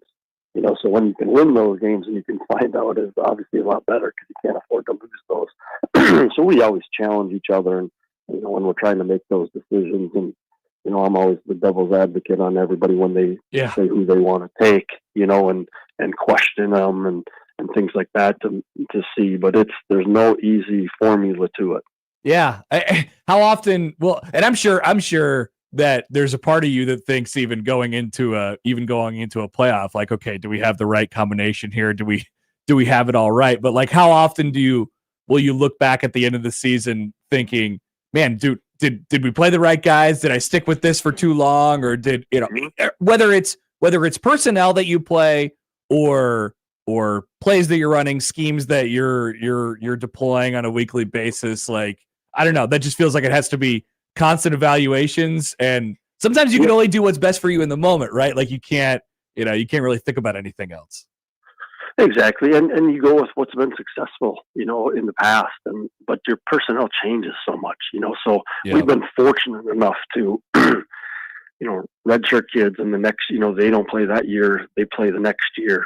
And then we redshirt that group that came in that year and play them next year. So we kind of knew our personnel. We lost a lot of players, off of last year's team. And we're not the same, positionally than we were last year at some spots. So maybe we could get away with doing it last year because of those players and we were really good at it. Well, this year we had to change some things defensively. Same thing offensively. We're trying to obviously play to your quarterback strengths, and we've maybe been a little bit more pass oriented than we were in the past. And and shoot, 2 years ago in the national championship game, I played a quarterback that started 2 games, the semifinal game, or 3 games, 1 game because the quarterback got hurt. The semifinal game and the national championship game, and he was a runner, and we didn't use him all year. So you have to be able to adapt to your personnel, and I think we've done a good job of that over the years of, hey, I love chucking the football around, but if I don't have the guy that's throwing it around, I can't be throwing it around. Exactly. If you want to be successful. So you find the strengths of your team, and that's my staff does a good job of doing that, week to week. I was going to ask you about Hunter Deckers. I mean, he's obviously, statistically, he's brought a ton to the table. He's opened up your guys' offense this year. I think we asked you this way back, but the expectations for him, he's obviously really, really talented player. What has he brought to your group that maybe lives outside of what he does for you statistically, which is a ton? Well, I think they all look up. They all know how talented he is, but they all look up to him. And when he talks, they listen, because of the respect factor. He's played in big time stadiums, played at Oklahoma, played at some of those, those big games. And that's where all these guys ultimately want to end up, So I just think his humble approach to it, and that he came in throughout the year, and he just loves playing ball, and we're in a situation and going into a week. I can't remember what week it was, but he's texting back and forth because we had kind of a wildcat package with another guy because we were running him, and He's like, Coach, we got to win this game. I'm running it, and like, so he's got that competitive side of him that is, and I think it kind of carries over on the kids. Yep. Scott Strohmeier, Iowa Western head football coach, is with us. Okay, so as you look at another opportunity, I guess what's the approach as you head into another playoff here? The target's on your back, as we've talked about plenty over the last several years. What's the sort of approach from this group? Even though, I mean, it's Iowa Western, but as we've mentioned during even this interview, there's a ton of changeover. How do you feel about the group mentally sort of going into this challenge?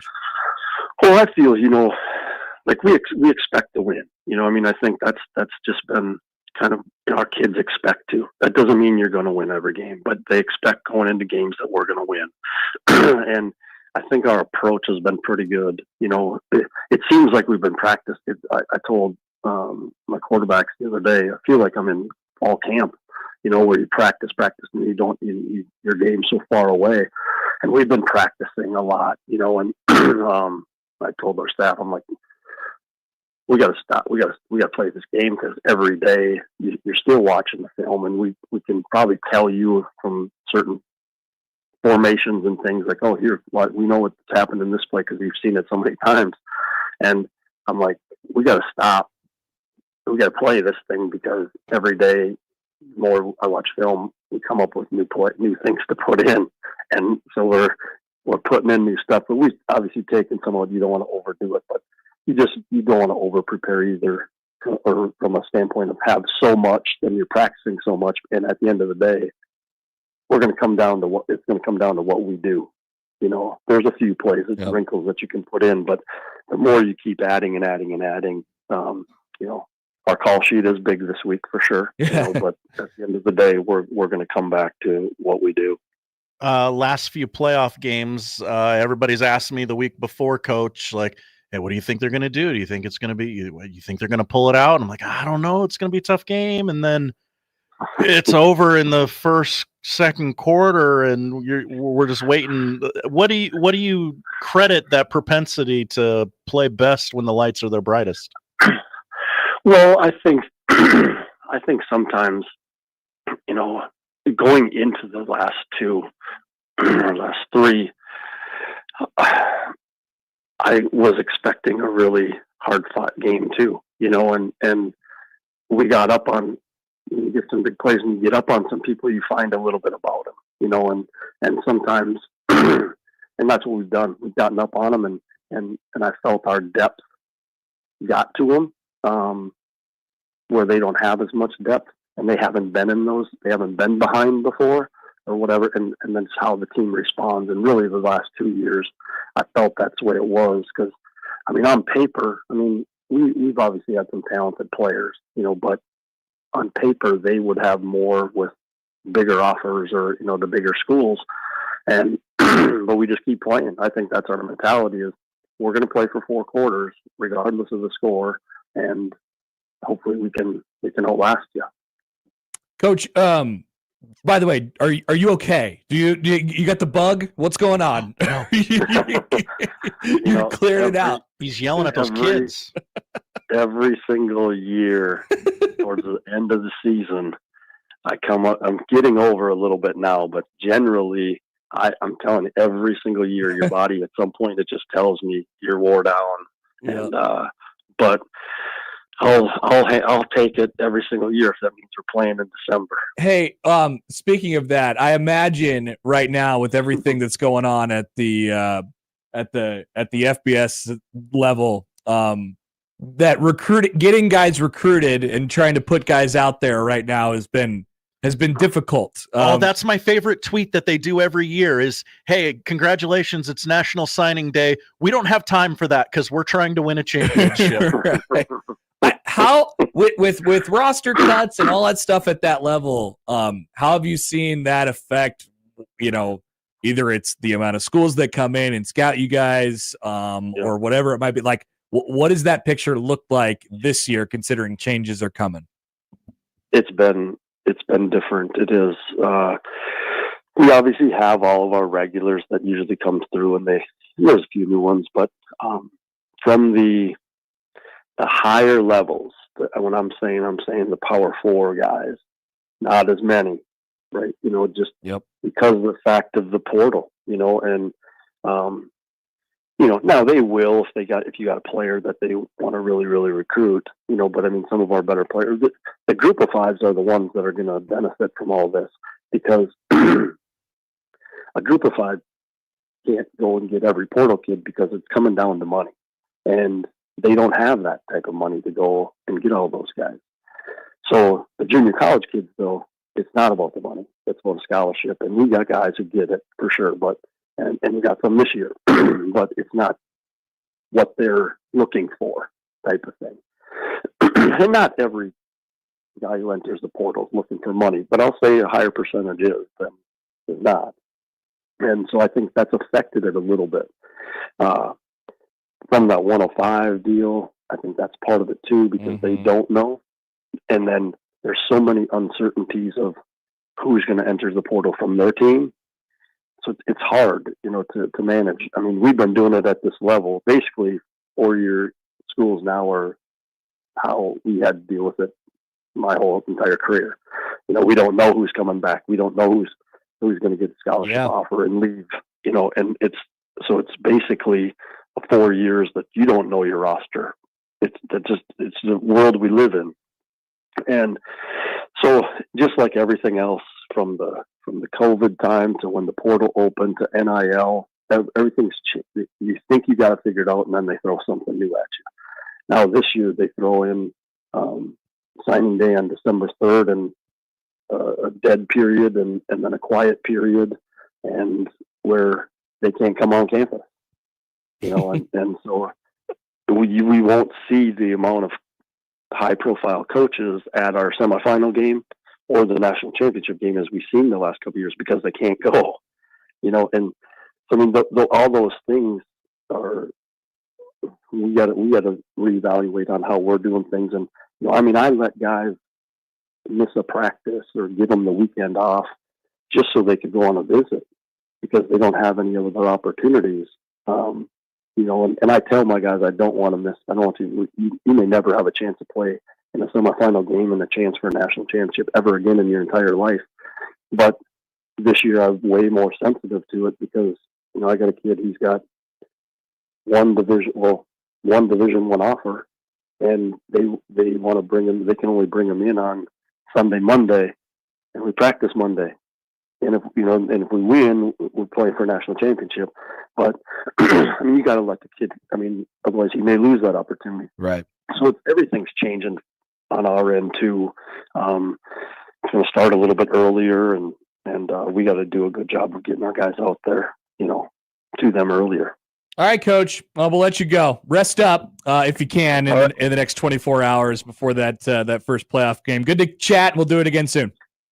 All right, I appreciate it, guys. Thanks for having me. Scott Strohmeier, the head coach of the Iowa Western Reavers, at home tomorrow night at 7 against Northwest Mississippi in Council Bluffs at Lewis Central. It's also on ESPN Plus if you can't make it, or it's on the River. Yeah, the River. You can you can stream it on ESPN Plus. Josh, will you be heard on that broadcast? I will. I'll be doing the stats. I will be heard. Official statistician. Josh Hodson. I've sent so many kids to 4-year schools. It's incredible. The JUCO recruiting thing, especially high major. I'm in basketball mode, but power four. Can't be much of that going on right now at JUCO. As Stro, said the same. But they've always sent kids to, the Sun Belt and the FCS schools. And my guy Clev Lubin hit the portal. I'm sorry, Greg in Myrtle Beach. Oh no, that's right. He did mention him that one. He's going to be mad at me. All right. So that's tomorrow night. We will take a break. Josh has the odd news when we return on 1620 The Zone.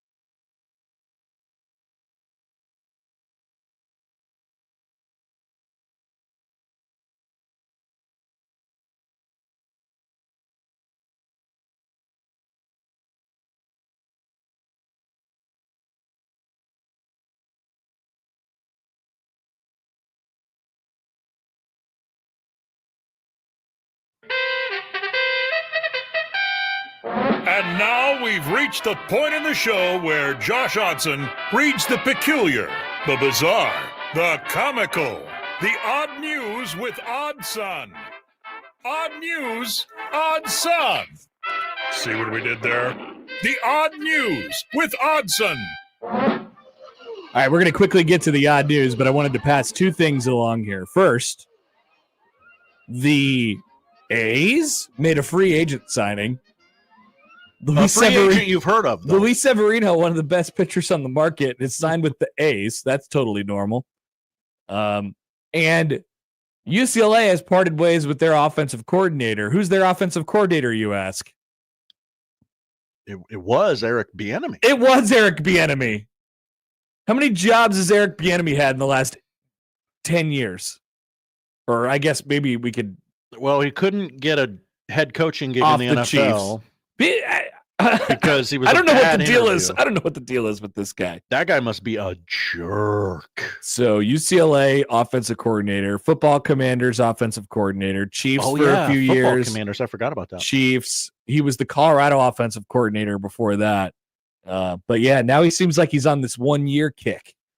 Now UCLA's offense wasn't great this year, but yeah, they're making a change there. Excited to talk to A's fan Michael Bruntz. I don't know. Michael might have sworn off baseball. Oh, okay. Might be done with that. But maybe that's the thing that lures him back in? Maybe. Just when I thought I was out. Time for the odd news, Josh. What do we got? We go to Tennessee. I apologize to Tennessee women's basketball coach Kim Caldwell. I was unfamiliar with her game. What'd she do? Well, she's quite funny. Oh. Which is good when you blow an 18-point lead to Florida State and lose in a place that cares deeply about the women's basketball program. The Lady Vols. That's right. That's what they call them, even in this day and age. Yep. 87-85. Tennessee actually won the game, so I guess you're allowed to be funny. All right, Josh, get your facts straight, buddy. Well, reading's hard. 87-85 win over Florida State yesterday.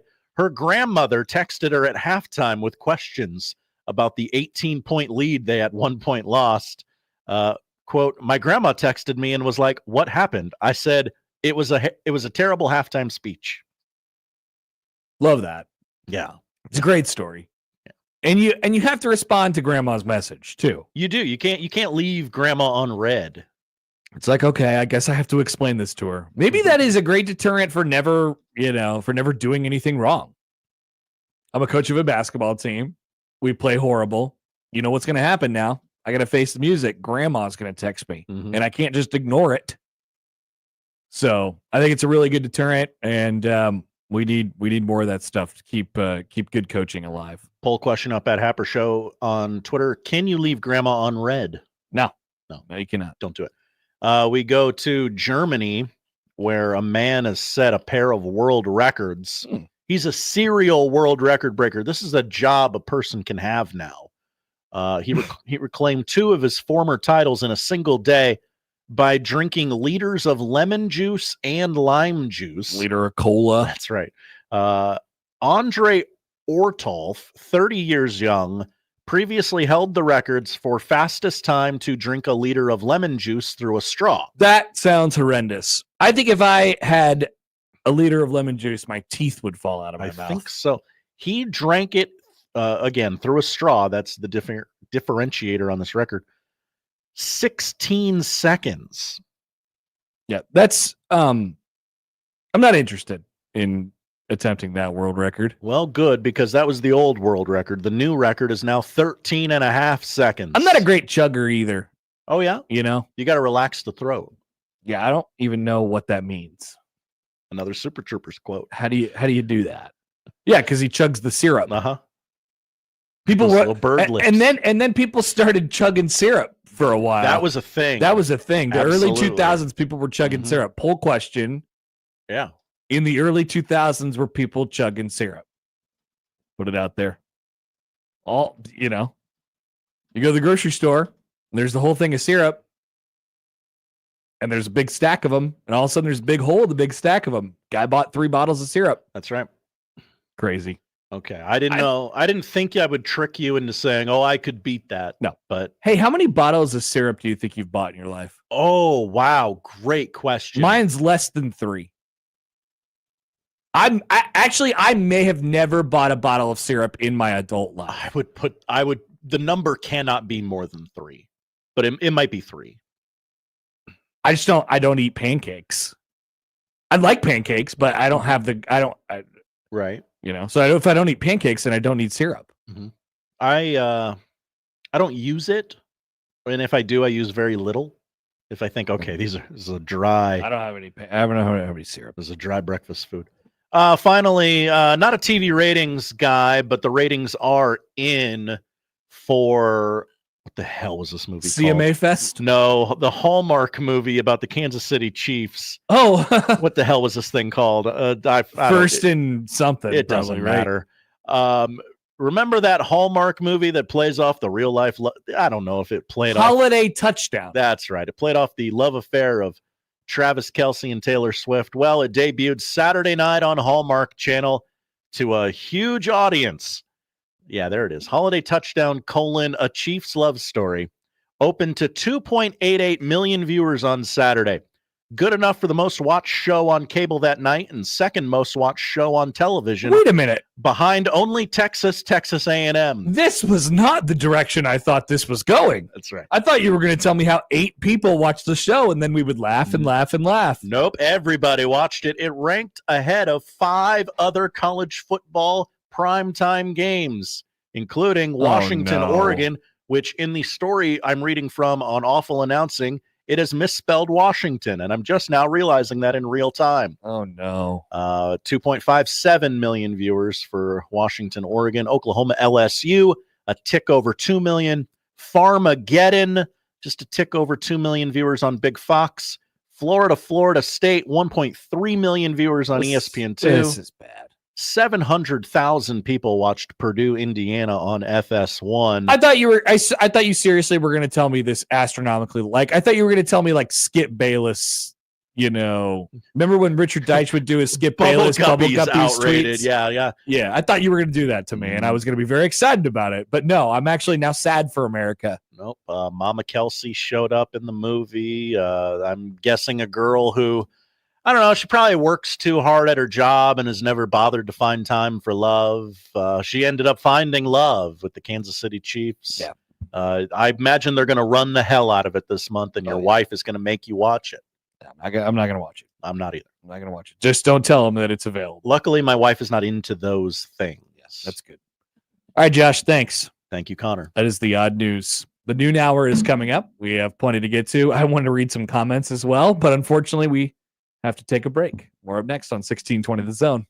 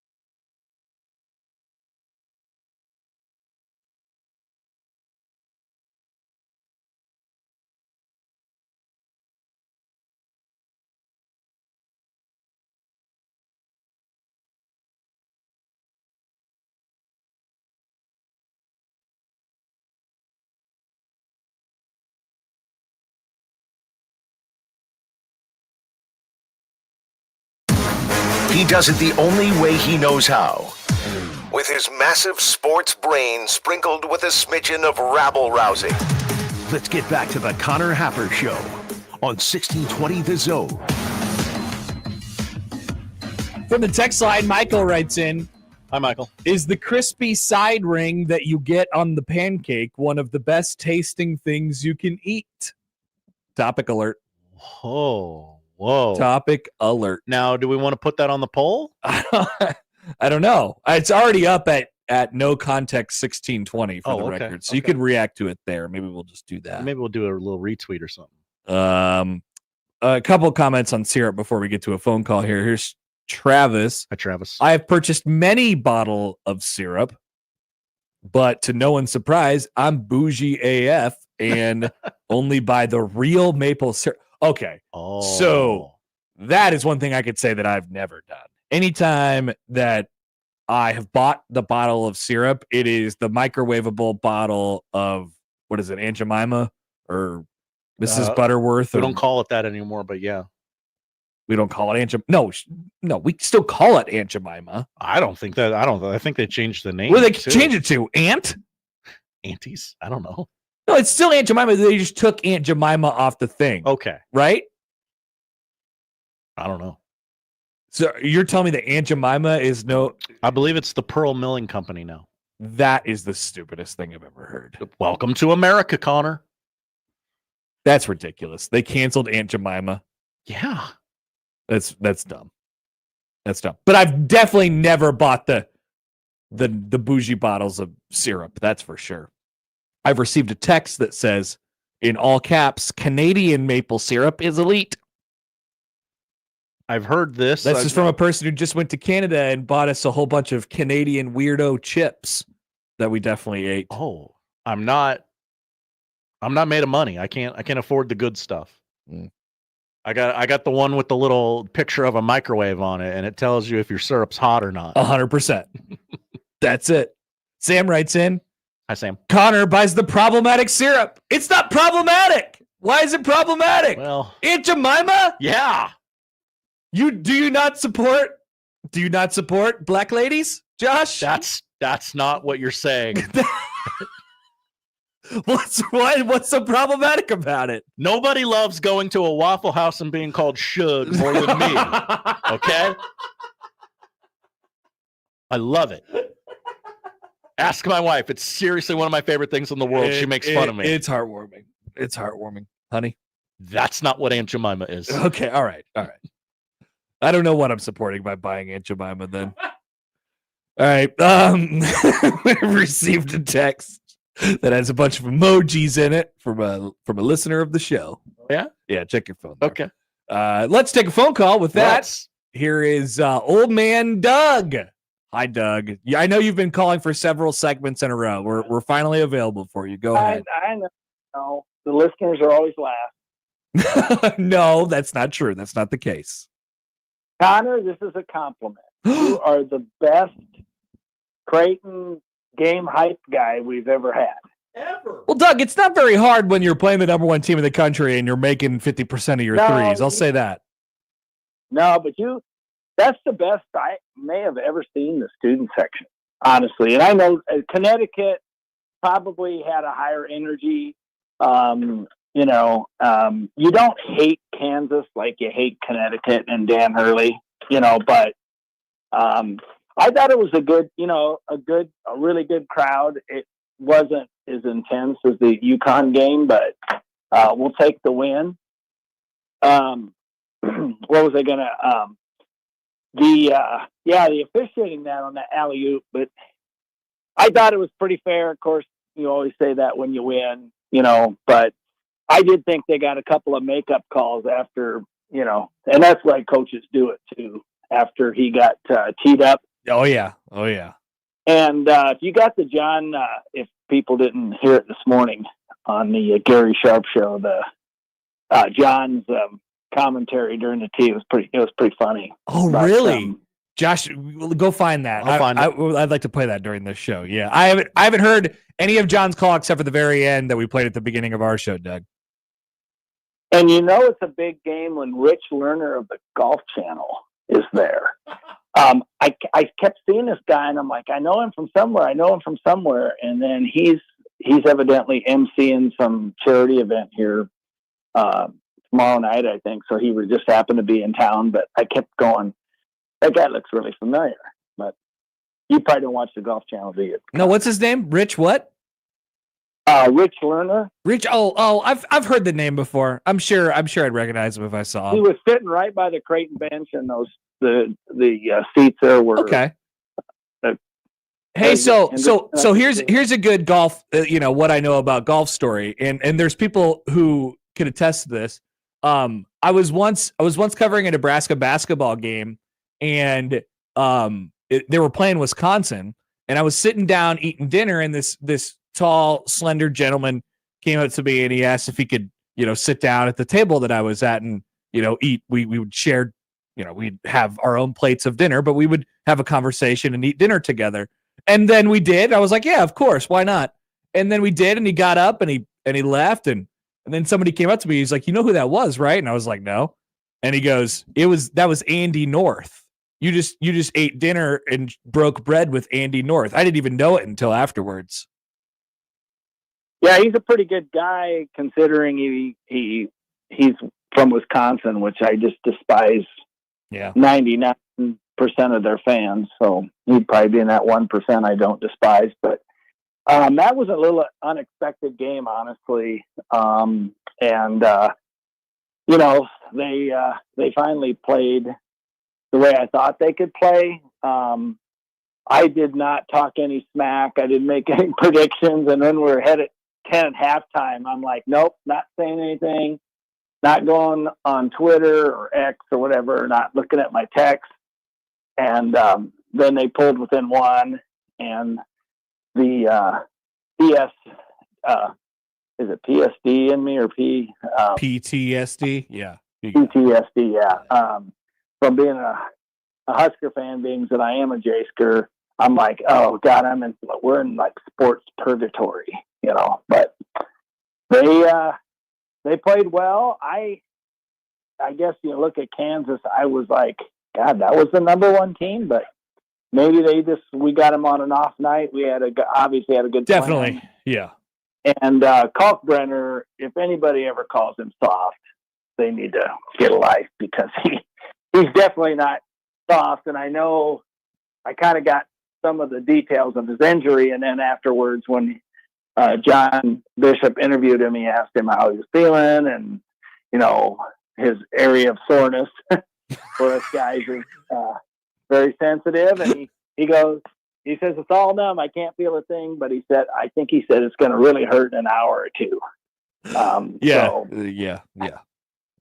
Appreciate that. But anyway, Connor, we love that you're doing that, and like I said, I'd love for you, because you do look like a lumberjack.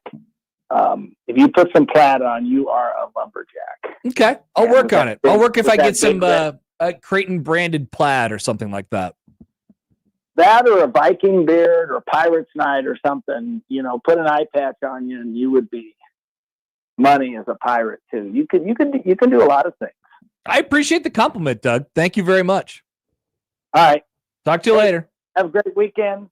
Merry Christmas. No, I'll call him before then. All right. See ya. That's old man Doug. I have the audio. All right. That's technical. Good. That's good. Would you like to hear it? Anything to recap from the call there from Doug, or respond to from the call from Doug? It went so many directions that I didn't By the predict way, it going. So I've heard one thing over the last, people looked at Kansas and they were like, whoa, is that team any good? Let me tell you something. Yes, that team is very good. They had a bad night last night, no doubt about it. And I would say also that some of their shots were just like inexplicably rimming out. It just felt like kind of one of those nights for Creighton. And it was on both hoops, I'm like, there's no shenanigans or anything like that. Like, they just weren't getting shots to go, and Creighton was getting shots to go. And obviously they executed a plan and stuff like that. But yeah, I do think that is the best team in the country. They are experienced. They are, super talented as always. I've never been a huge fan of Dickinson. I certainly don't think he's like a national player of the year type of guy, but he doesn't have to carry a huge load in that lineup. I mean, they're really good everywhere, so they will be just fine. I think that probably is the best team in the country. But Creighton had a really good night last night, and I don't think Kansas had a very good one. Okay, yes. So this is, and I don't think people noticed this at the time. Maybe if you were watching on TV, maybe Kugler got it right away. I don't know, but definitely wasn't announced in house until after the timeout, where Bill Self, going into a media timeout, got a technical foul. And I'm, standing right cross court. I could see the official. And he was like, at that point, he knew he was getting one, right? Self knew. He was like, all right, we're winding up here. It's coming. And bang, got him. Here's how it sounded last night on 1620 The Zone. And Pop Isaacs. Hey, Bill Self just got teed up. Bill Self just got teed up. He came all the way out to midcourt and was arguing, and he just got teed up. 16 minutes to go, and wham, bam, thank you, ma'am, back to a 9-point lead. Wham, bam, thank you, ma'am. Now, Josh, are you on Joey's folder from last night? I am, yes. Thank you to Joey for getting all these for us. Can I get before we get to Nebrasketball, Mike, because he's on the line. We're gonna get him in just a second. I'd like to hear some more. Okay, what would you like to hear? I don't know. Whatever is good. I assume they're all good. There's a lot. I assume they're all good. How about Ashworth 3 from Timbuktu? Is that one on there? Oh, I assume there's a lot in here. Ashworth made a 3 once again. Reminiscent 21-11. I think it was later. Here, Ashworth deep 3. Yeah, it was reminiscent of the UConn game last year when he just was like, "Screw it, I'm about to pull up and I'm about to smoke this thing," and he did. So yeah, let's see how that sounded. Kalkbrenner outside for Steven. Boy, he turned down a 3. Not sure why. Now he's going to shoot a very deep 3, and it's good! Oh, Steven Ashworth gave him some space, and in front of KJ Adams, drills one from deep. Shades of last year's game against UConn. There we go. Oh, I didn't even know he said that. It really was. Number 1 team in the country, stripe out, and then you get a deep 3 from Steven Ashworth. You know what we also figured out last night? So I was going to mention this in pregame in Jay's Live, but we didn't. I just ran out of time or whatever, and it's a pretty obscure stat.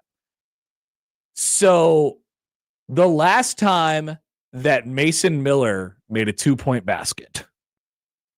The last time that Mason Miller made a 2-point basket, was against Connecticut last year. Oh my! So I was gonna say, in the pregame, I was gonna be like, "Hey, just one thing to watch out for if you're an omens guy, if you're an omens person. If Mason Miller makes a 2, this court is getting stormed tonight."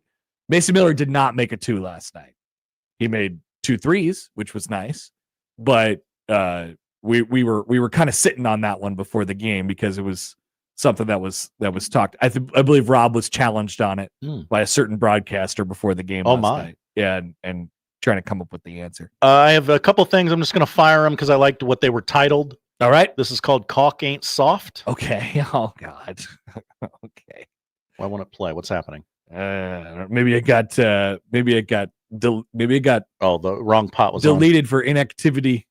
There are way too many people in this country who think that Ryan Kalkbrenner is soft. Tony! Those people don't know what they're talking about. This kid is playing through a lot of pain right now. This is called Overrated as a Dumb Chant. By the way, so everybody now, it seems like it knows what Ryan Kalkbrenner's going through. I'm not going to say it because I don't feel like it.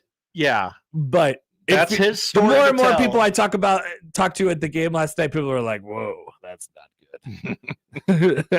So, yeah. Anyway, what's this? Overrated? Overrated is a dumb chant. Okay. A minute 20 to go. Mac signaling to the student section. No, they're not overrated. That's such a dumb chant.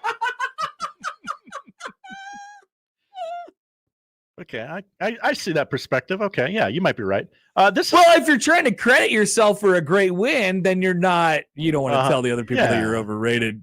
And this is the last one. This is called John Bishop Funny. It's a little longer. John Bishop Funny. Yeah, I like the title. Is this the sick drop? No, I have that next if All you right. want it. Yeah, okay. All right, we're going through John drops, so why not? 27-20. Isaacs in strong. Basket and one. He went right back down there into David Coit and said, "Take that, little guy." And Pop Isaacs. Hey, Bill Self just got teed up. There you go. Oh, okay. And then, let's hold the John Bishop word of the game for the crossover. Sure. We'll do that this afternoon, of course. We want people to remember what the word of the day from yesterday was, and it was contingent on Creighton winning the basketball game, which they did. So word of the game did happen, how it was supposed to happen, and you'll hear that today during the crossover. Sam writes in on Twitter. Hi, Sam. Quote, John Bishop, there are way too many people in this country. Oh, no. Paul writes in, is Hi, Paul. John Bishop the Gus Johnson of Creighton hoops? I don't.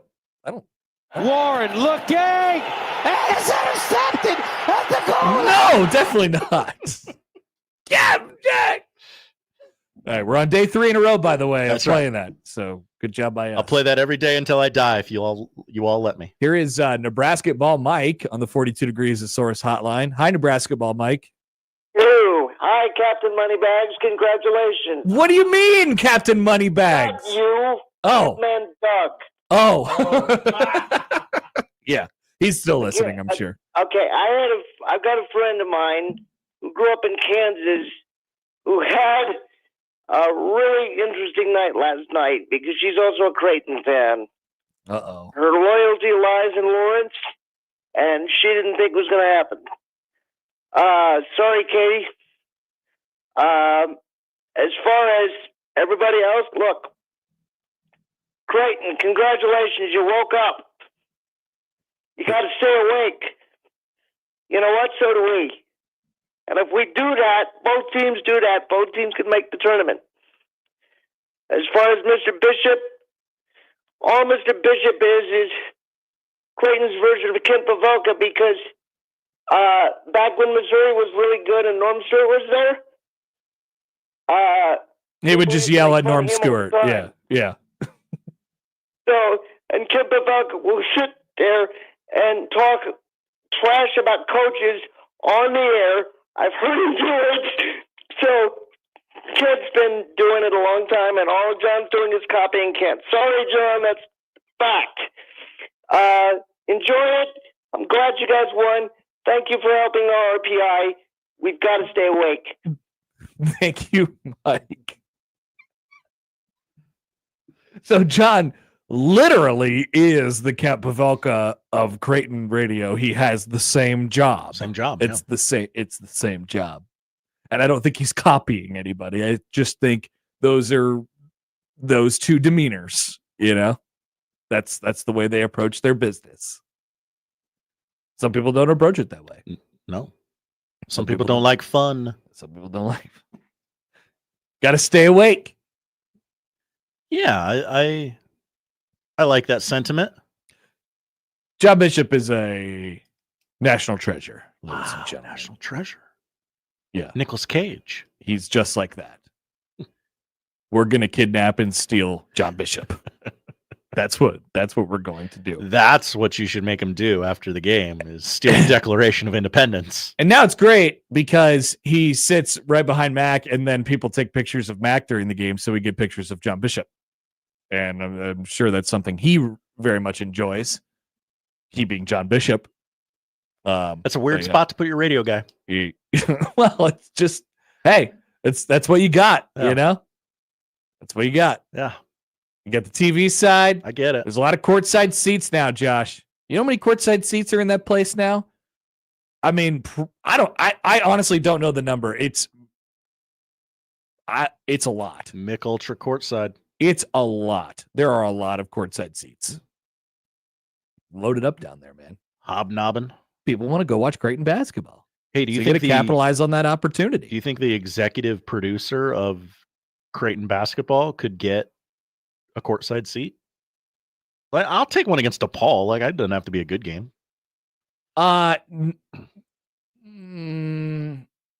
No, but I think you could go anytime you wanted. Well, I just don't think they'd probably give you the courtside seat, considering those are all sold, and they can't.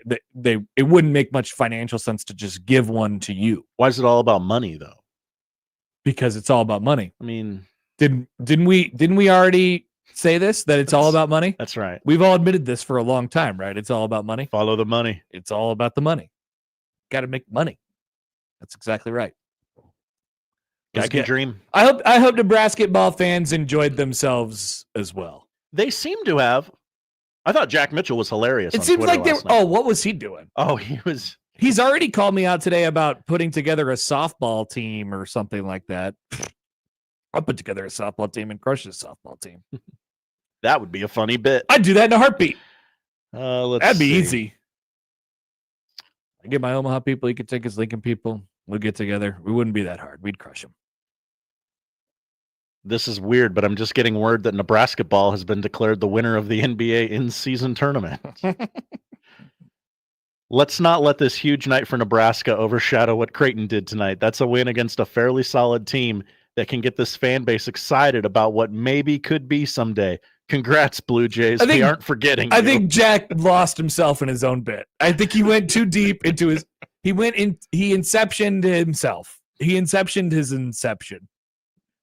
He did a bit, and then he just went further into the bit. It's a dream inside of a dream. Committed himself into a corner. Yeah. It's kind of like, okay, I got to run with this. Kenneth says, Jack is never funny on Twitter. Don't encourage him, Josh. Whoa. I don't know. I kind of like the cut of that guy's jib. Rarely funny on Twitter, though. Rarely funny on Twitter. All right, Michael Bruntz is going to join us in a couple seconds. Oh, wow. We have portal updates. Nothing today, though, that I've seen. Oh, good. John doesn't have to update his graphic in PowerPoint. PowerPoint. But Kai Wallen went in yesterday, another defensive lineman. Some coaching staff changes were announced. There's a lot of ground still to cover, and Matt Rule, he kind of had like a State of the Union type of deal yesterday. He got up there, he did that. We tuned in for almost all of it, right? The 10-minute opening statement of listen, everything is fine. I told you this was going to happen. Please calm down. And you didn't believe me. He's talking to the fan base. He's also talking to his team. There's only so much they can react to right now, and they got to get it right. So we'll talk a little bit about that more with and all of the A's news of the day, of course, with Michael Bruntz of Husker 247 coming up next on 1620 The Zone.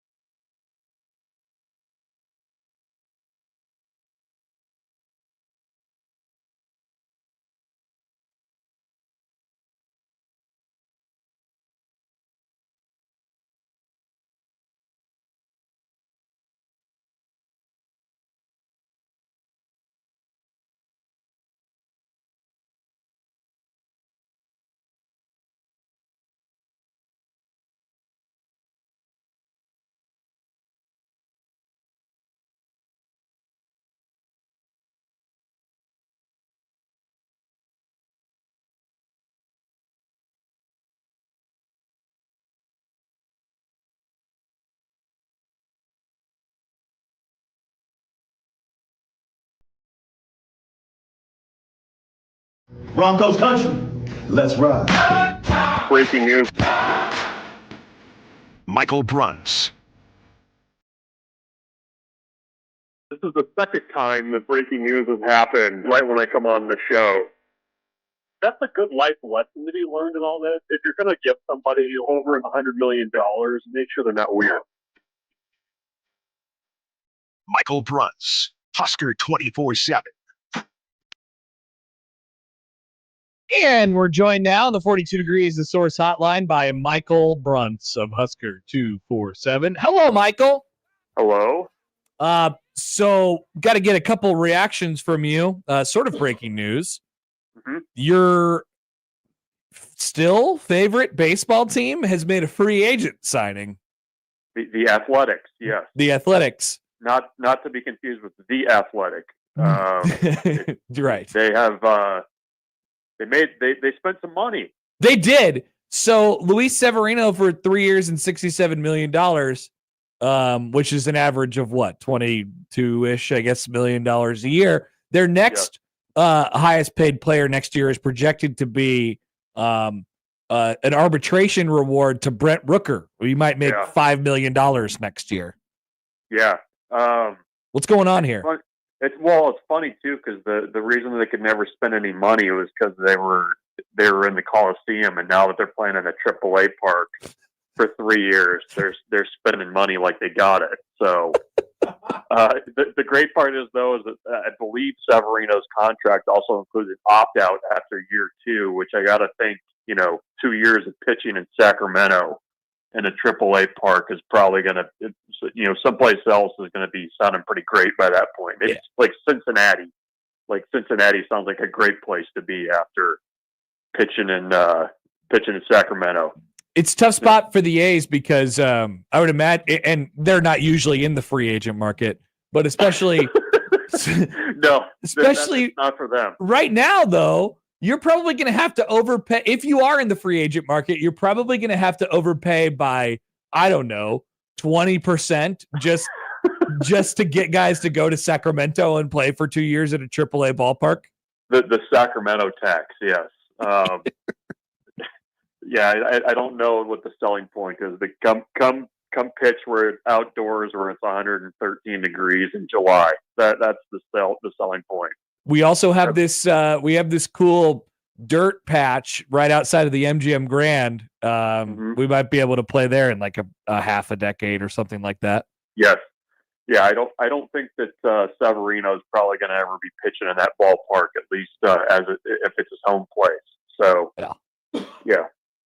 But this tells you how bad it was, Connor. I actually thought that it was a fake Jeff Passan account. I legitimately checked. I was amazed. This can't be real. I was amazed. I'm like, whoa, they signed a player? That's crazy. And a player that people kind of want. a known player that has a uniform and everything. The other thing that Josh reminded me to ask you about, I think it's a good question. How do you feel watching Russell Wilson thrive on the Pittsburgh Steelers this year? Who? Russell Wilson, the quarterback. No, You're all Bo Nixed up. I'm all in on Bo Nix. I'm all in on playoffs. That's what I'm more concerned about right now is playoffs. We're not just in the hunt, Connor. We're going to the playoffs. So you have no opinions on Russell Wilson? Nope, haven't watched him. Nope, nothing. No thoughts. Okay, that's good. That's good. Moved on. That's good to know. Good to know. I think many have. Yes. Nebraska has, many of Nebraska's players have moved on from Nebraska over the last couple days. So we think about 2025, and obviously that's the most important thing. Who will be available to play for the Nebraska Cornhuskers in their bowl game, which is coming up in the matter of a few weeks?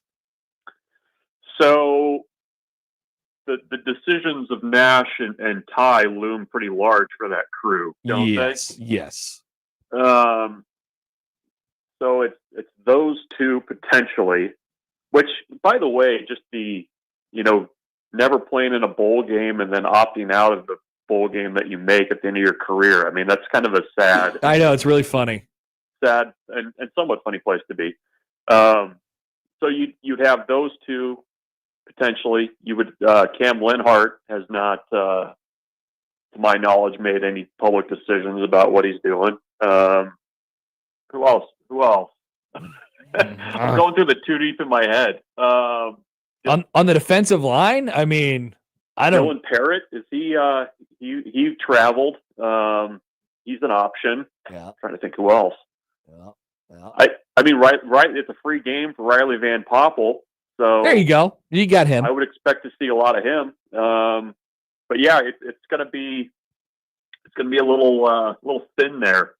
It's going to be fascinating to see who actually is able to play in that game. I think it was Matt Rule, or it might have been Dana Holgerson, was talking about how nowadays it's almost like that bowl game is like the first game of the coming season. Totally. Because that's just how it is now with guys opting out, hitting the portal, whatever. But yeah, it's going to be a pretty thin crew up front. Well, and that's assuming no further attrition. It was going to be a reset on defense no matter what. And then you throw in the fact that Tony White's leaving, and then you have a few players that enter the transfer portal either as a result of that, or maybe that happens just independently.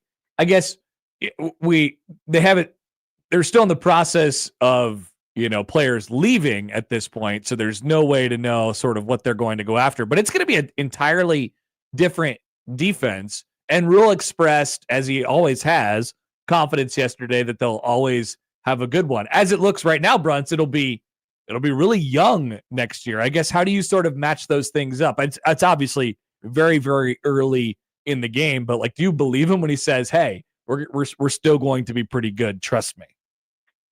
Yeah, I mean, I think he believes that. I think you're probably going to have to get more broadly active in the portal with defense than you've been on offense. I mean, I think you're going to have to pick up a few guys on offense, but it feels like you need to find some defensive linemen, because that's one place where you cannot, especially in the Big Ten, you cannot afford to be young. That's it's an old man spot on the roster, and you're going to have to find some guys that can come in and play right away. It's interesting. You kind of go into the linebacker group too. I mean, that's going to be reworked quite a bit.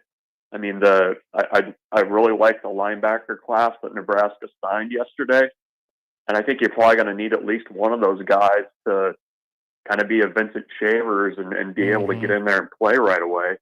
So yeah, I mean, it's going to be, it was going to look different anyways, but it's going to really look different now, and especially up front. I mean, you've seen it in Nebraska through the last decade what a defense can look like with a good veteran line, and what it can look like when you're really struggling to find guys that can play.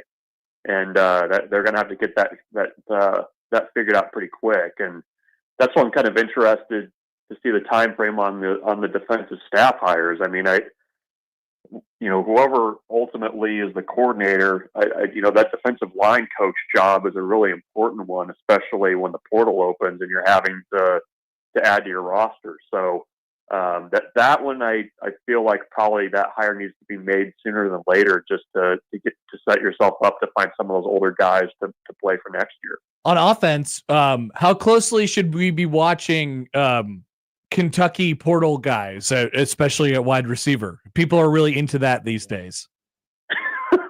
Yeah. No, I mean, I think it's a natural connection. I mean, it's one of those things where, especially the guys from Kentucky that have gone in, I mean, I don't know that it's just a straight line straight to Lincoln. I mean, I think those guys are going to have a number of options based on the talent that they have. So, yeah, I mean, I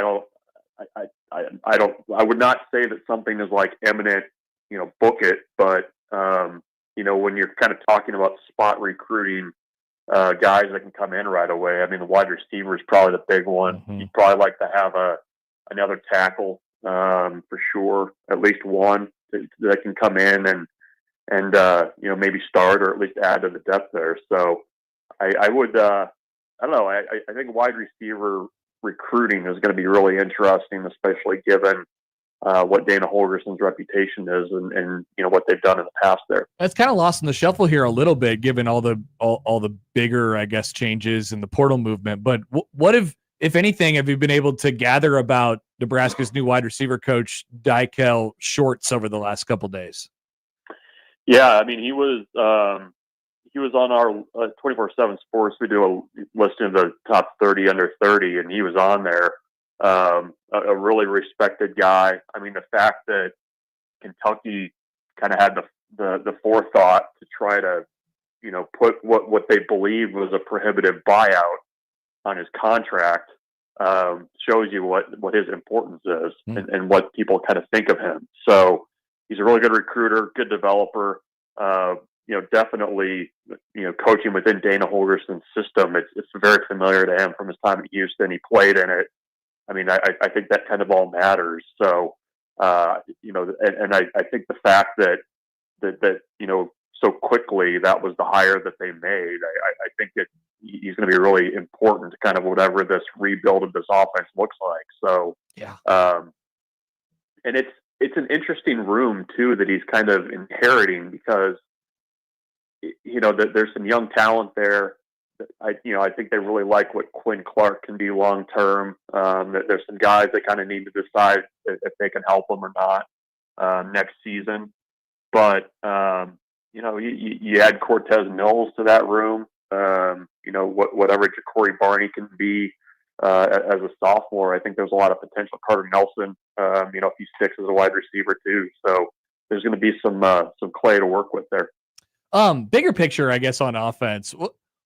With Dana Holgerson now seemingly being the sole proprietor of the keys, I suppose, to the offense, it feels like is it an accurate, I guess, thing to say that he's really in charge of whatever comes and goes on that offense, whether it be coaching, personnel, and what might we see as a result of that new shift right now with Holgerson? Sorry, the last part of it cut out. What I guess what might we see as a result of Dana Holgerson being, sort of the head coach of the offense, I guess, if you will? Yeah, I don't know. I mean, I think he's a guy that kind of knows how he wants it to look. I think, I think the answer to that, though, we really won't know until the dust is kind of settled on the roster. I mean, I think when you kind of look at his background, and it's a coaching cliche to say, we'll do whatever we have to do to score points and that stuff. But he's legitimately done that over the course of his career. So, if they've got an offense that they feel can, score points through the air, they're going to do that. If they've run the ball really well at times, going back to his time at West Virginia. So I think kind of what direction things ultimately go is going to kind of be determined by who's on that roster and what they can ultimately do well. But no, it's kind of fascinating too, because it's felt like for the last 3 weeks, it was kind of like if you got a house and it's the difference between like renting it and owning it, now that he's the guy, I think you're going to see, a pretty clear direction of where they want to go and how he wants to get there. Yep. Michael Bruntz of Husker 247. All right, Bruntz, the grind don't stop now. We're just getting started on portal season. Good luck out there. I see some of your listeners are surprised that I was mentioning playoffs, by the way. Yes. Yeah. Are you checking your mentions while you're doing this interview? Yeah, I was distracted a little bit. It popped up, and anytime Jim Mora gets in the feed, I was.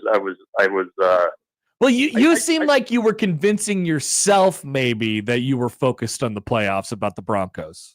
Yeah, that's we're on the graphic, which that's progress. Yeah. We're in the hunt. They're in it right now, right? Yeah. If the season ended today.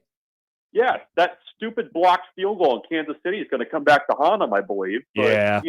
It is what it is. Yeah, We're in the hunt. Yeah, but that was never going in. They were never going to win that game, and you know that. That's true. The refs probably would have thrown a flag to hit the ball or something like that. I've even seen Broncos fans trying to convince themselves that they're going to win the rematch coming up here soon. Well, that's a take. All right, so you're clearly not there yet, but you're almost there. No, I'm ignoring Russell Wilson, and I am got the blinders on for the playoffs. That's where I'm at. All right, Bruntz. Enjoy the rest of your week. See ya. Well, yeah, I'll see you. Michael Bruntz, Husker 247, and enjoys the Broncos when it's convenient for him. And I shouldn't say that. He gets sad about them when they do poorly, and they're usually doing poorly. But it's nice to every now and then. Oh, I understand competency. You know what my advice would be to him, Josh? Root for the Panthers? Definitely or not that. untether yourself. Okay. You got it. Okay. Untether yourself. Why you got to be so worried? Why you got to carry around all that baggage with you? Just go. Why not? I'm ready to get hurt again. What's the worst that could happen? I would imagine Broncos Heartache? fans are ready. I think it's time. Hey, they're used to the pain. If they feel like they even have, it's like the Bears every time they draft a quarterback, right? You have to believe that quarterback is your quarterback. The Broncos kind of have the same stuff going on. They haven't had a quarterback, since Peyton, I guess. Even then. And even then, he was Peyton Manning's corpse. That's right. I get it in the latter. A husk. Yeah. Wanted to remind a Super Bowl. Wanted to remind you all before we take a break that Stuff the Truck is here tomorrow. Now you could still drop off your new and unwrapped toys here at NRG Media anytime during business hours if you can't make it through tomorrow. But donation will be open in our parking lot from 3 to 6 tomorrow afternoon, and of course Saturday from 11 to 4. If you're out and about, you're buying toys already for Christmas, why not grab an extra one and drop it off in our parking lot? That's supporting Toys for Tots. We appreciate our friends from 2 Minute and Truck for providing the truck for us. Molina Healthcare, Woodhouse Chevy, working with them to put this thing together. It's a cool thing every year on Sportsfly Connect. We'll be doing their show from outside. You can go out there and heckle them. Please do that. Sick event you guys got going on here. So clear the parking lot. Our parking spaces are gone, making way for a good cause tomorrow. That's right. They're going to send that email this afternoon. Hey, Yep. don't park in the north lot tomorrow. That's right. Or the west lot tomorrow. All right, we're back. It's time for Josh Odson to grunt the slate. Coming up on 1620 The Zone.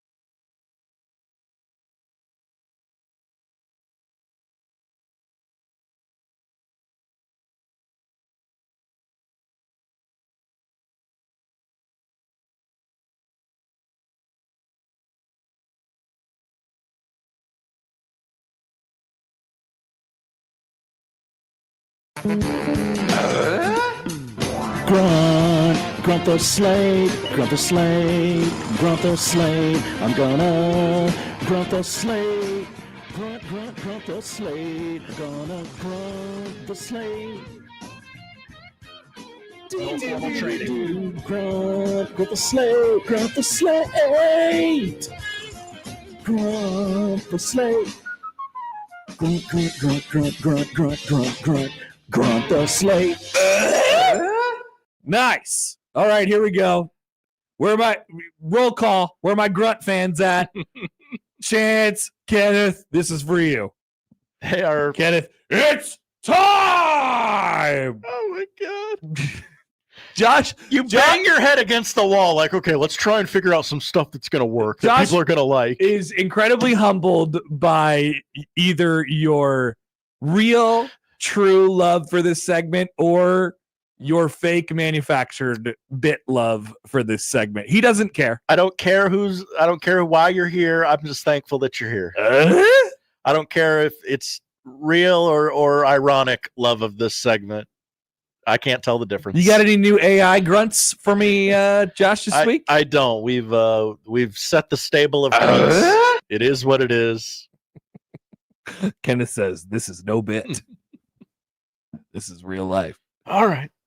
So we begin in college. I'm curious to see where you go on these grunts, because there are games that are big but don't mean anything. That's right. But maybe Josh likes trophies. And the one game that does mean something, I don't know how I feel about it. All right. Let's start there. Big 12 championship game. They'll be throwing footballs through a Dr. Pepper can. That's right. In Dallas. This is the first game on Saturday. Iowa State and Arizona State for a spot in the college football playoff. Oh. Yeah. Me too. There are clear stakes in this that. is the game that I'm looking forward to. There's a clear, college. you're in, you're out. There's a little bit of local ties. Yeah. And then you head off to the SEC championship game on Saturday, Georgia and Texas. Ooh. See, I have never really enjoyed myself this game. I've never really liked this game because it's been Georgia and Alabama so much over the last several years. And it hasn't mattered that much. And I really do think it's taken away from the game. In this case, you do have Texas in it, and Georgia's still back in it. Both teams are going to the playoff. Georgia has to defend the conference against the newcomer, though. If it's good, I'll watch it. Oh, yeah. If it's good, I'll watch it. But I don't know if there's any guarantees on it being good. And that could be one way or the other. You get the bye if you win. That could prove major. Big Ten and ACC will be going up against each other. This will be an interesting TV deal on Saturday night. First, Grunt, did you know that the Big Ten football championship game will be broadcast on CBS this year? I forgot that. That was a huge deal when we were in our TV network. Yeah, back in June. Yeah. Penn State and Oregon. Josh. I forgot all about that.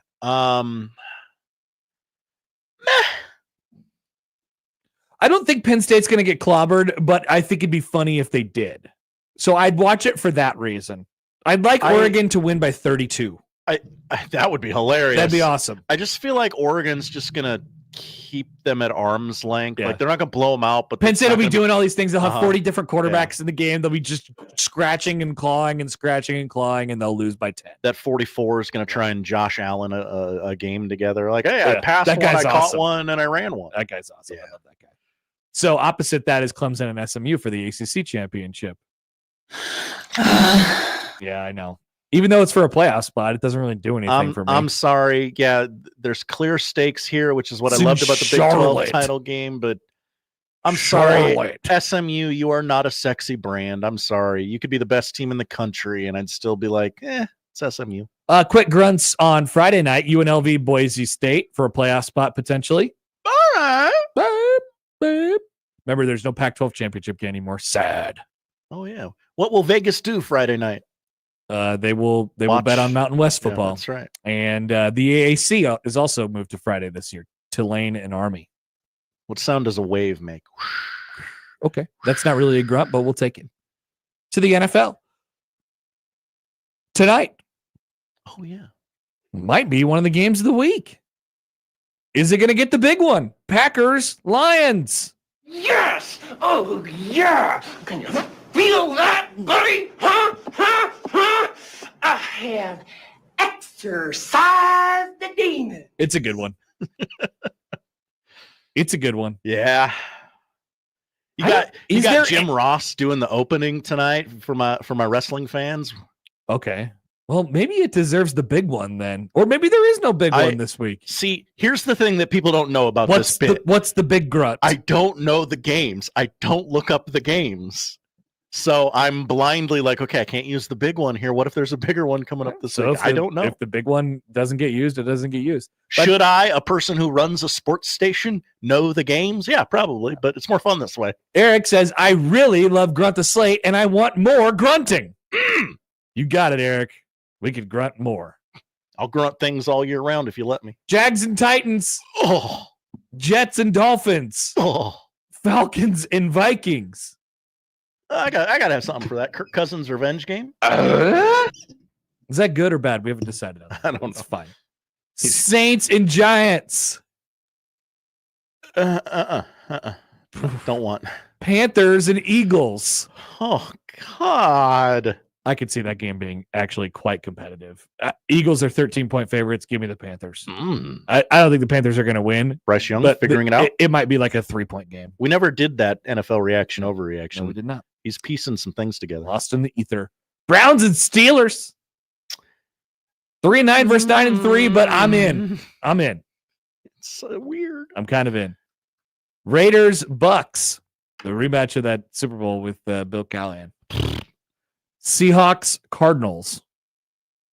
For like the second time in 3 weeks. Oh, God. I've wasted my grunts. Bills and Rams. Bears and 49ers. Woof. Ugh, dog. Chargers and Chiefs. You don't want to hit the big one. I don't want to hit the. This is the. But we're run. That's Sunday night. I know that. Yeah. I gotta hit it. I guess I'll.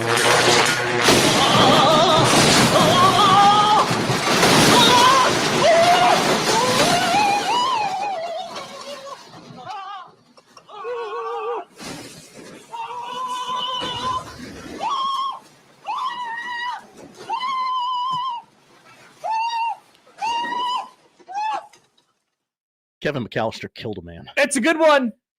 Chargers and Chiefs. That's the best that we got. I should have used it on the number one grunt of the week. Is that should have used it on the other one. There is still one more game left to grunt. Bengals, Cowboys.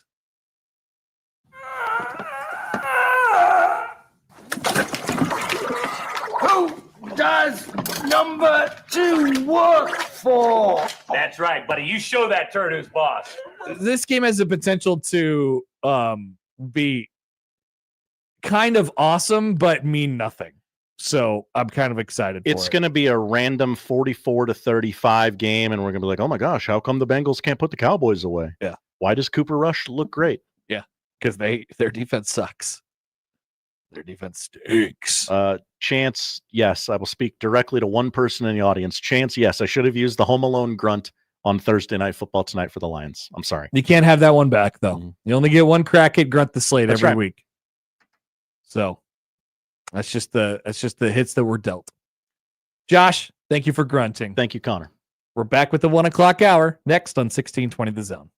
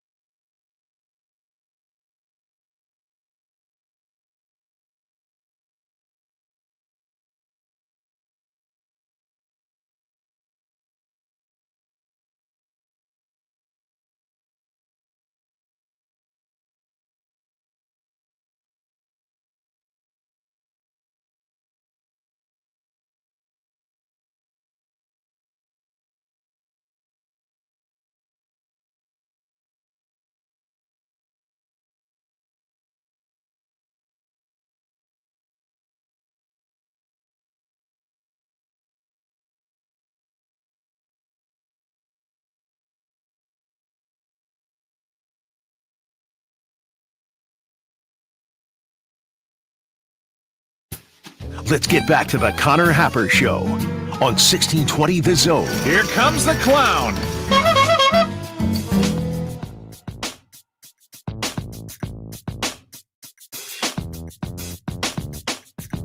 All right, welcome back. Connor, you mind if I hijack the segment? Or at least the start of it? I do not. It's the Connor Happer Show. Connor Happer, I'm producer Josh. Yeah, Josh. I'd like to read a statement from Eric Bieniemy. Oh, boy. Have you seen this? Have you heard about this? I have not seen this or heard about this statement. Good. Quote, this is from Eric's agent, Jason Fletcher. Quote, Eric, by the way, Eric Bieniemy was fired as UCLA offensive coordinator earlier today, if you don't know. Now you're caught up.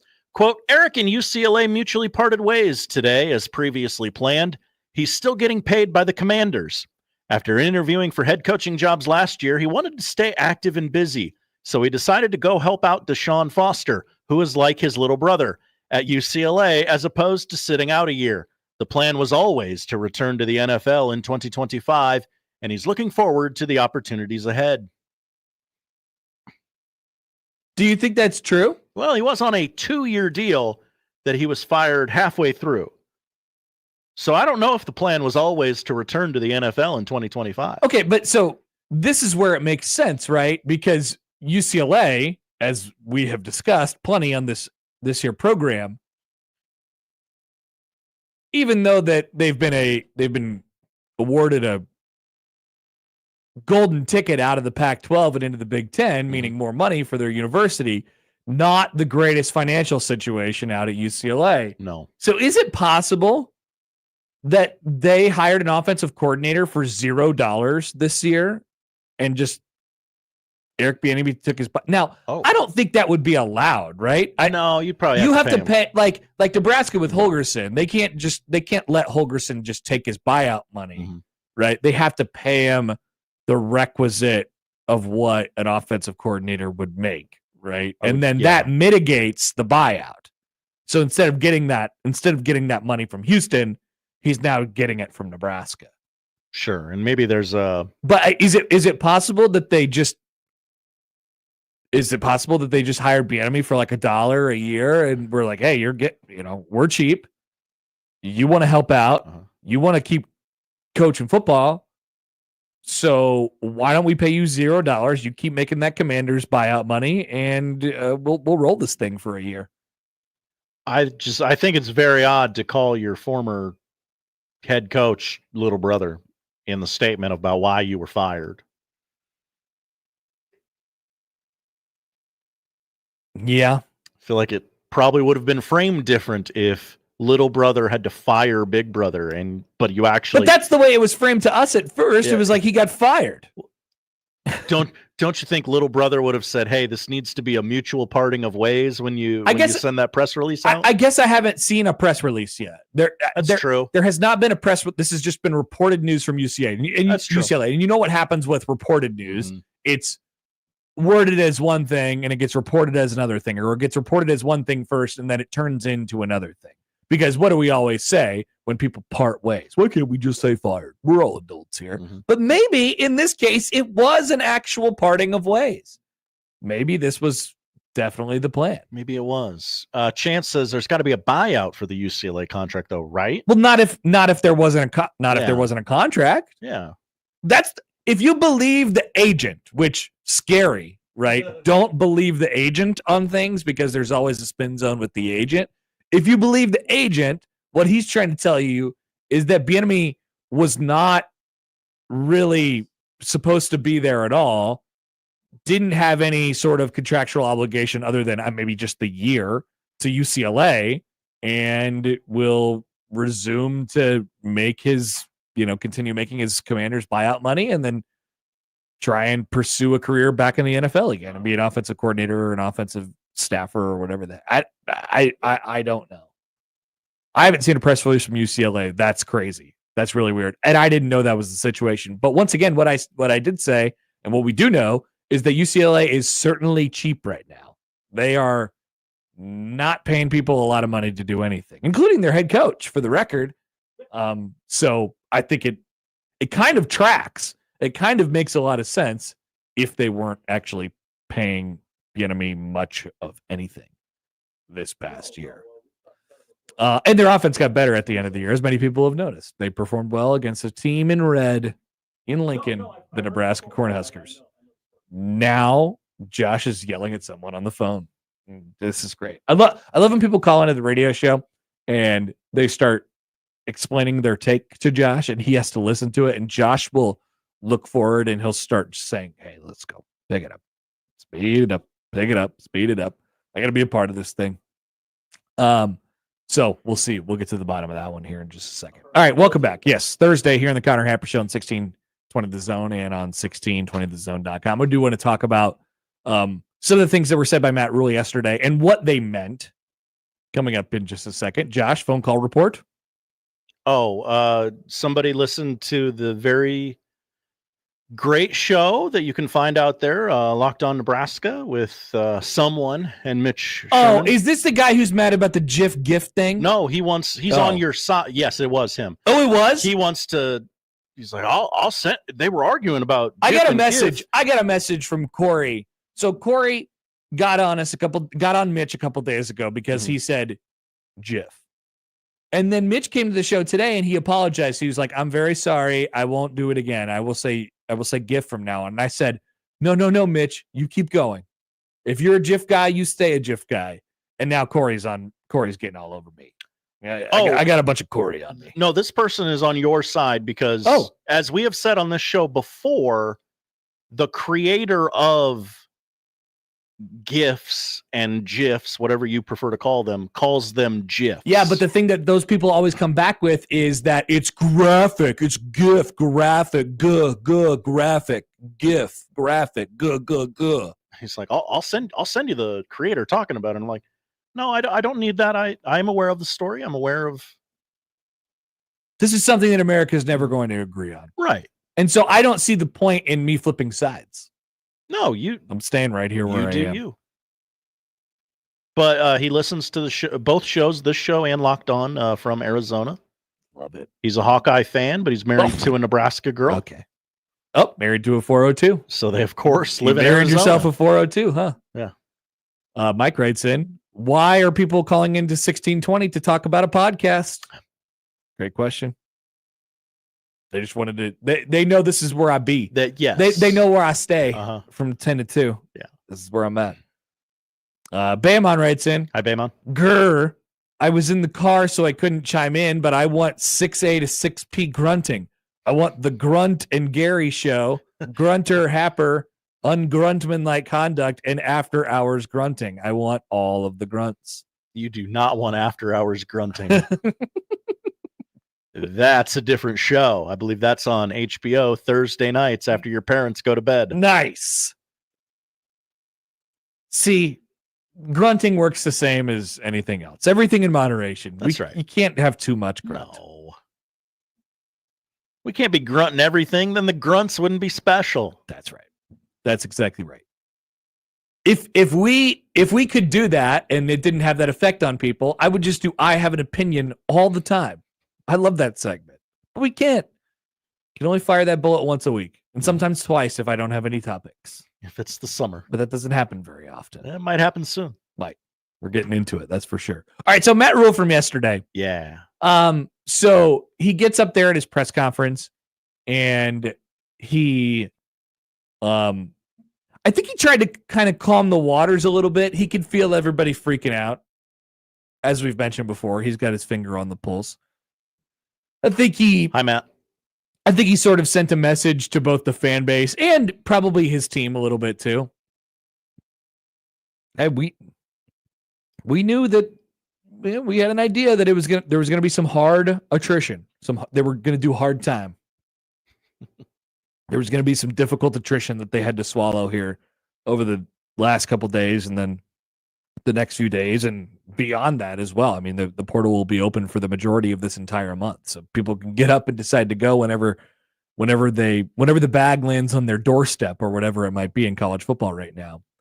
But I think one thing that Matt Rule has clearly realized over the last 2 years, and speaking of the podcast, this is something Mitch and I talked about actually a little bit this morning. Like, we oftentimes talk about how college football is different from the last time Matt Rule coached college football, which is absolutely true. I don't think we talk about it enough, actually. From when he went to Baylor, or from when he left Baylor, his couple years in the NFL, and then when he showed back up at Nebraska in 2023, it's a vastly different game, vastly different landscape. But here's another thing that I think Rule has either admitted to or come to realize, or whatever. College football now and going into 2025, it's different than when Matt Rule got here. And I know everybody hears that and they're like, yeah, I know, Happer. They're gonna pay players now. Yes. And the rosters are gonna get cut down. Yes. And that's a big change for a guy who knows college football and thinks about college football in a really romantic way. Matt Rule, quote, "How could you not be romantic about college football?" I don't know that he actually said that, but I know that's how he views the game. Listen to him talk about the walk-on program. Listen to him talk about his experience with Joe Paterno. Listen to him talk about his experience with college football in general. Like, he romanticizes football and college football. And he thinks about it in a certain way. So he has a certain vision of it. And when he got here to Nebraska, just as all coaches do, I have a vision of how I think college football should be run and how college football programs need to be doing it right. And we are going to implement that vision. And I know how to do it. We're going to do it. And I think what we're seeing now after his 2 years here is an admission, first of all, that the game is different than when he got here 2 years ago, and certainly when he was last at Baylor in 2019. And also maybe a slight admission that what they did at first with the roster, and we've talked about this a lot throughout this season, and the season turned out the way it did. Like, I'm kind of ready to rule. No pun intended, I suppose. I don't know if they should have did what they did. I don't know if they should have handled it the way that they handled it. And I wonder if Matt Rule would tell if you stuck him with some truth serum, if you got the shot, like the jab. So yeah, if you got that, and it made you tell the truth. I wonder if he would have the same approach if he was doing it today as he did 2 years ago when he got here, of standing by everybody on the roster and saying, yes, we're going to do it this way, because it is a clean break. It is a fresh start. And it's really that way on both sides of the ball. I think from his perspective, he's looking at it like, all right, well, I think we got it figured out on the offense. Really. I mean, and he's a defensive coach, but I think his way of saying, all right, I'll solve this problem. Bring in Dana Holgorsen and I'll give him the keys to the entire thing and he'll be fine. I think he thinks that'd be to oversimplify it. Everything's wrapped up over there. Yeah. What's going on over here? So the defense is a total reset, a total fresh start, whether it be staff, whether it be players across the board. And then you're looking around, you're like, well, we haven't developed. We haven't developed that much. And all the players that we were trying to develop just left. Not all of them, but a lot of them. And so then you start to think, all right, well, what were these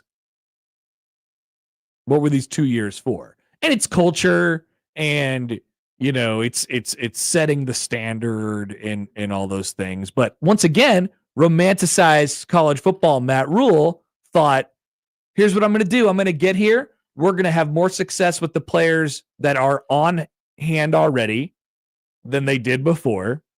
They'll set the standard.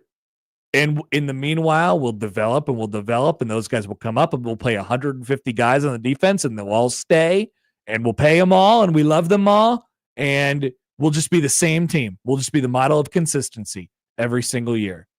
I don't know that there's tweaks there now. There's very obvious tweaks there now. You don't reset if that's not the case. Now, some of it is by circumstance, right? Mm-hmm. Tony White left. You were going to lose a bunch of players to lack of eligibility this year anyway. But it's a message. This is a little bit different, and it does have to be year by year. And I do think Matt Rule has a much better understanding of that now than he. It feels like to me he has a much better understanding on the realities of the sport that he's in now than he did when he got here. And we wondered about that out loud at the time. This is not to say that I don't think he's handling it well, or he did handle it well, or he won't handle it well. I actually think a great trait about Matt Rule is that he is a chameleon, and he is able to step into any role necessary for his team, and he's willing to tell people no. And yeah, he's a bit of a micromanager, I think, but putting people in the right spot, letting people go, bringing new people in, saying, hey, this is your job, fix this, all under his umbrella. So I think he's pretty the complaint of, well, he's never done this before in this version of college football. I think it's fair because he certainly hasn't. And I think it was a struggle probably at first. And maybe it took a while for him to sort of admit this. But I do think he's really easily adaptable, and he's a learner. And ultimately, at the end of the day, I do think he'll sort of do whatever it takes. But yeah, this is different. This is not really the vision that he had when he got here. It's a secret trip. I mean, as it looks right now, I don't know what they're going to we'll see how the next month works out for them in the portal on defense, because they're going to have to go in that thing. They're going to have to go in the portal. They're going to have to hit that thing. Yeah, big portal time on defense. But they still got to get the roster down and the numbers and all that stuff. But like, the way it looks right now, Josh, kind of feels like Nebraska's going to score a bunch of points on offense. It seems like that might be the goal, right? Like, which right to help the fact and mitigate the fact that your defense is going to take a sizable step back. Like, so what does it mean for the football version? So we talked to Stroh earlier in the show, and he's like, well, you got to adapt to whatever you got, you know? Like, what does Nebraska have right now?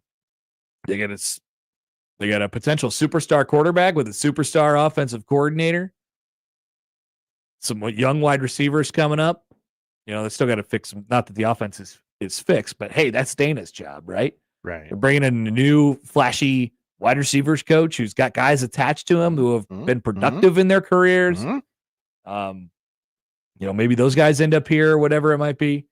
But I don't know, like Rule, and they'll still do the fundamental things on defense, right? They'll tackle and whatever. But this is not what it was 2 years ago. And he knows that.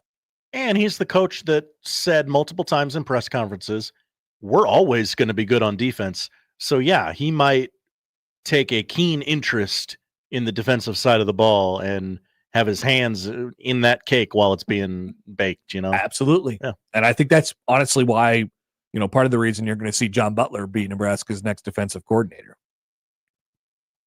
I would like that. I'm fine with it. I would like a graphic today from the university. They will not hire him full time today. They Sad. interimed him yesterday. You've been interimed. It's like you've been knighted. You've been interimed. Yeah, I wouldn't expect that for not in the immediate. They might need to score 50 to win the bowl game. I don't know what they're going to do to win the bowl game. I have no idea. There's 9 players on defense for Nebraska. Yeah.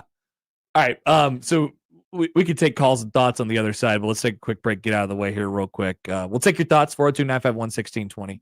Back after this here on 1620 The Zone.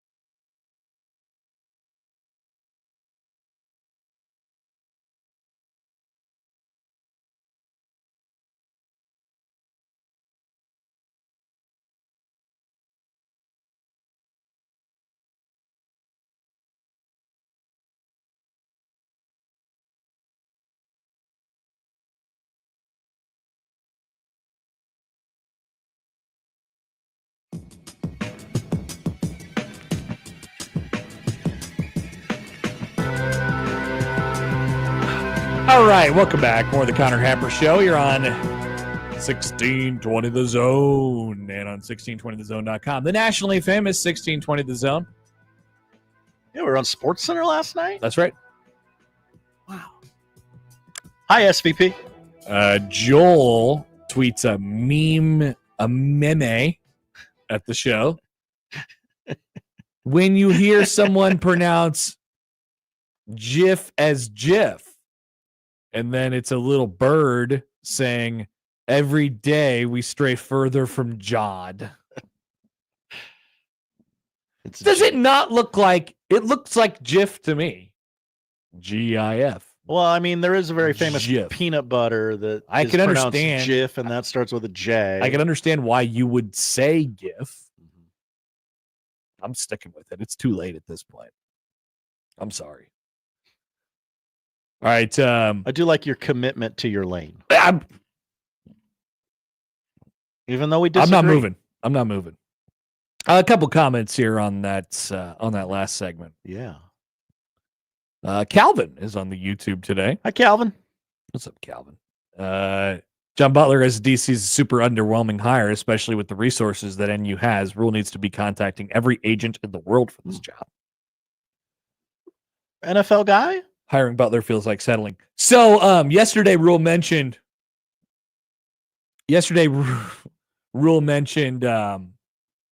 they were getting a lot of interest from sitting Power 4 coordinators.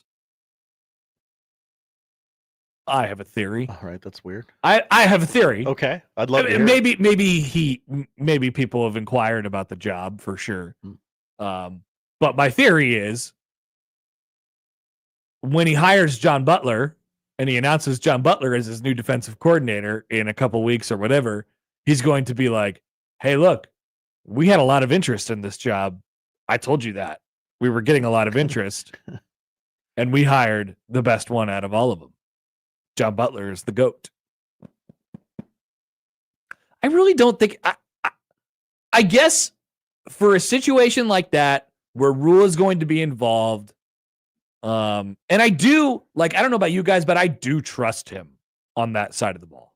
I believe so. When I asked John the question, Butler or Matt Rule? Okay. I asked the question to Bruntz earlier, and I didn't mean to ask it sarcastically. Do you believe him when he says, "Hey, look, we're gonna always be good at defense"? I do. I trust him. I trust him. So if he wants to put John Butler in that spot, and I know it does not, it does not fill the fantasy football coaching hire. It's not Bill Belichick. No, it is unfortunately not Bill Belichick. But I trust that. He's going to have his fingerprints on the defense no matter what. And if he feels like Butler is, because what you're really going for in that is to find the right fit with your coach, who clearly has, I don't know if you guys have known this, but Rule has opinions on defense. Interesting. Where he has less opinions at his offense. And what has he done with the offense? He said, Dana Holgorsen, come on in. You're hired, and you are the head coach of the offense. Personnel decisions, they're yours. Coaching hires, they're yours. Tell me about what you need on your staff. We'll get it for you. He had one condition. What's that? Go get the shorts man. The shorts man. Oh, you're saying. I wonder if Rule had any conditions for Holgo the Oko? Yeah. I bet he had one. Oh. Donnie. Okay. Yeah. Donnie stays. You don't touch my Donnie. Don't touch my Donnie. Don't touch my Don't rock the boat, man. Don't touch my Donnie. I wonder if that needed to be said or not. I don't know. Mm-hmm. I bet it was. I bet it probably was. Don't touch my Donnie. Oh, look, we just got the email about the West Lot being closed tomorrow. There you go. Right on cue. You nailed it, Josh. I know this place. Good job. Yeah, it's kind of like clockwork around here, right? Yeah. We got another comment. Here's Jeff. Hi, Jeff. My name Jeff. Now he's kind of forced to Rule is kind of forced to reset the roster when he probably should have done it last year. See, I think he probably should have done it 2 years ago. Right from the jump? I think he should have done it right from the jump. Because then we like wouldn't have in a Dion way, or like in almost. Yeah, okay. Like, not that 90% of your roster has to be from the portal. Mm-hmm. But like, what? I don't blame him at first, because when he got here, he was like, I think they have pretty good players, man. Like, I think we can make these guys into good players. But what he didn't realize was the mental baggage that they were carrying with them for the last 2 years. How could he know?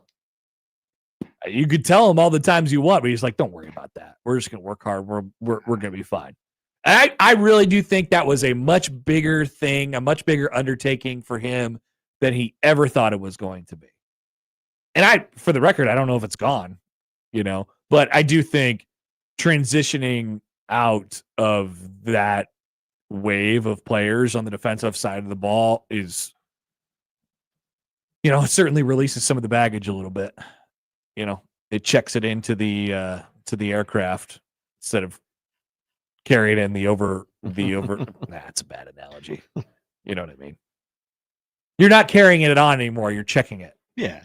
You don't have it with you. You don't have to walk through the airport with it. It's Don't somewhere have to else. lug it. It's somewhere else.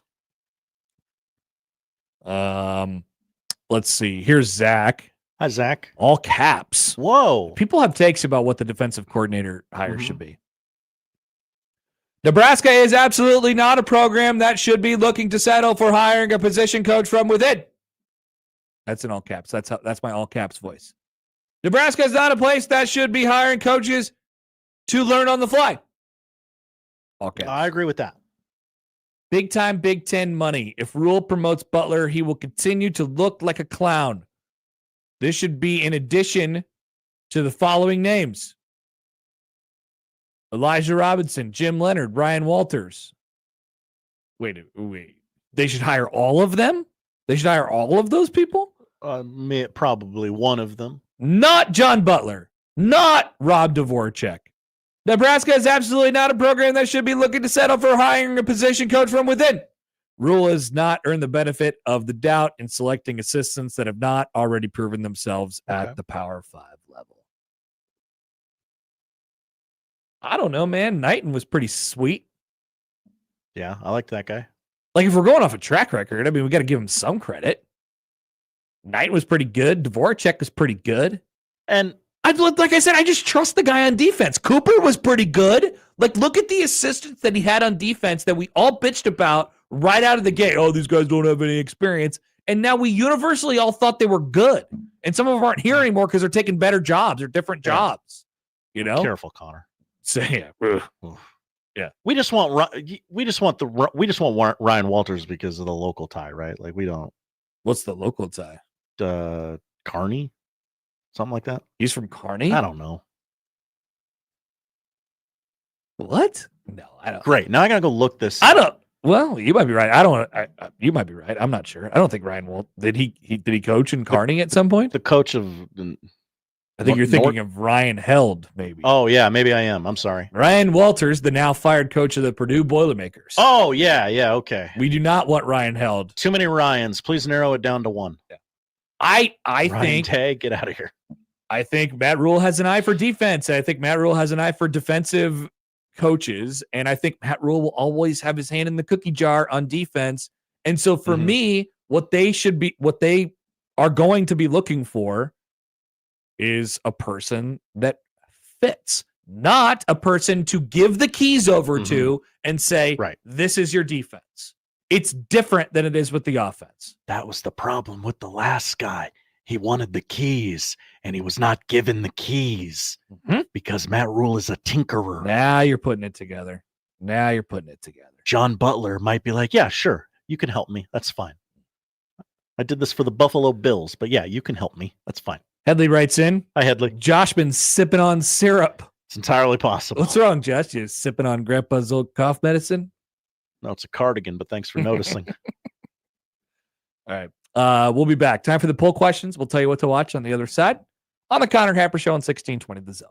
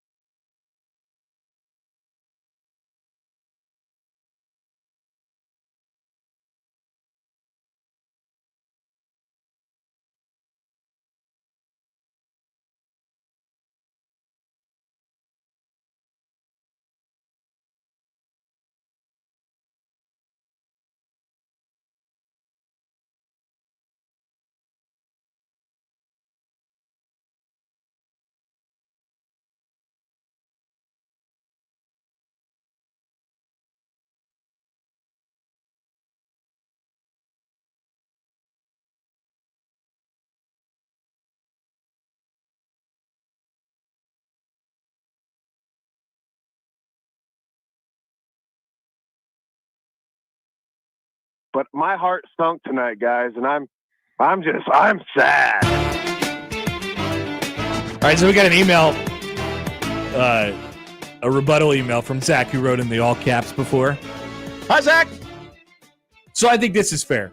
He said, maybe if Matt Rule doesn't want to get himself run out of town for failing, he should hire someone that he can hand the keys to over completely on defense without having to have his hands in it, so he could just focus on things like, I don't know, in-game management decisions, because he absolutely sucks at those and it hurts his team with every game.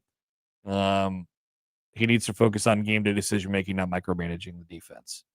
That, by the way, you could do both. But to the main point, which is maybe he should find somebody that he feels like he can hand the defense over to. That's fair. That's completely fair, because that's fair. But it would have to align with the vision, and he would have to trust him a lot. And guess what? I think there's one guy out there who exists that does that, and he already is on staff. His name is Phil. Oh yeah, and he's old. He's old, and you guys don't like him. That's right. So I don't know. Because pick your poison. Rule acts like a CEO head coach. He should just admit it. Yeah, maybe. All right. Oh yes. One thing before we get to the polls, Josh, would you like to hear a statement from Urban Meyer? Oh yeah, the next head coach of the Ohio State, the world famous Ohio State Buckeyes. Well, maybe that's that's been the plan the whole time. They're going to fire Ryan Day and get Urban Meyer back in there. You let me know what you think after the statement. Okay. A statement from Urban Meyer, from the desk of Urban Meyer.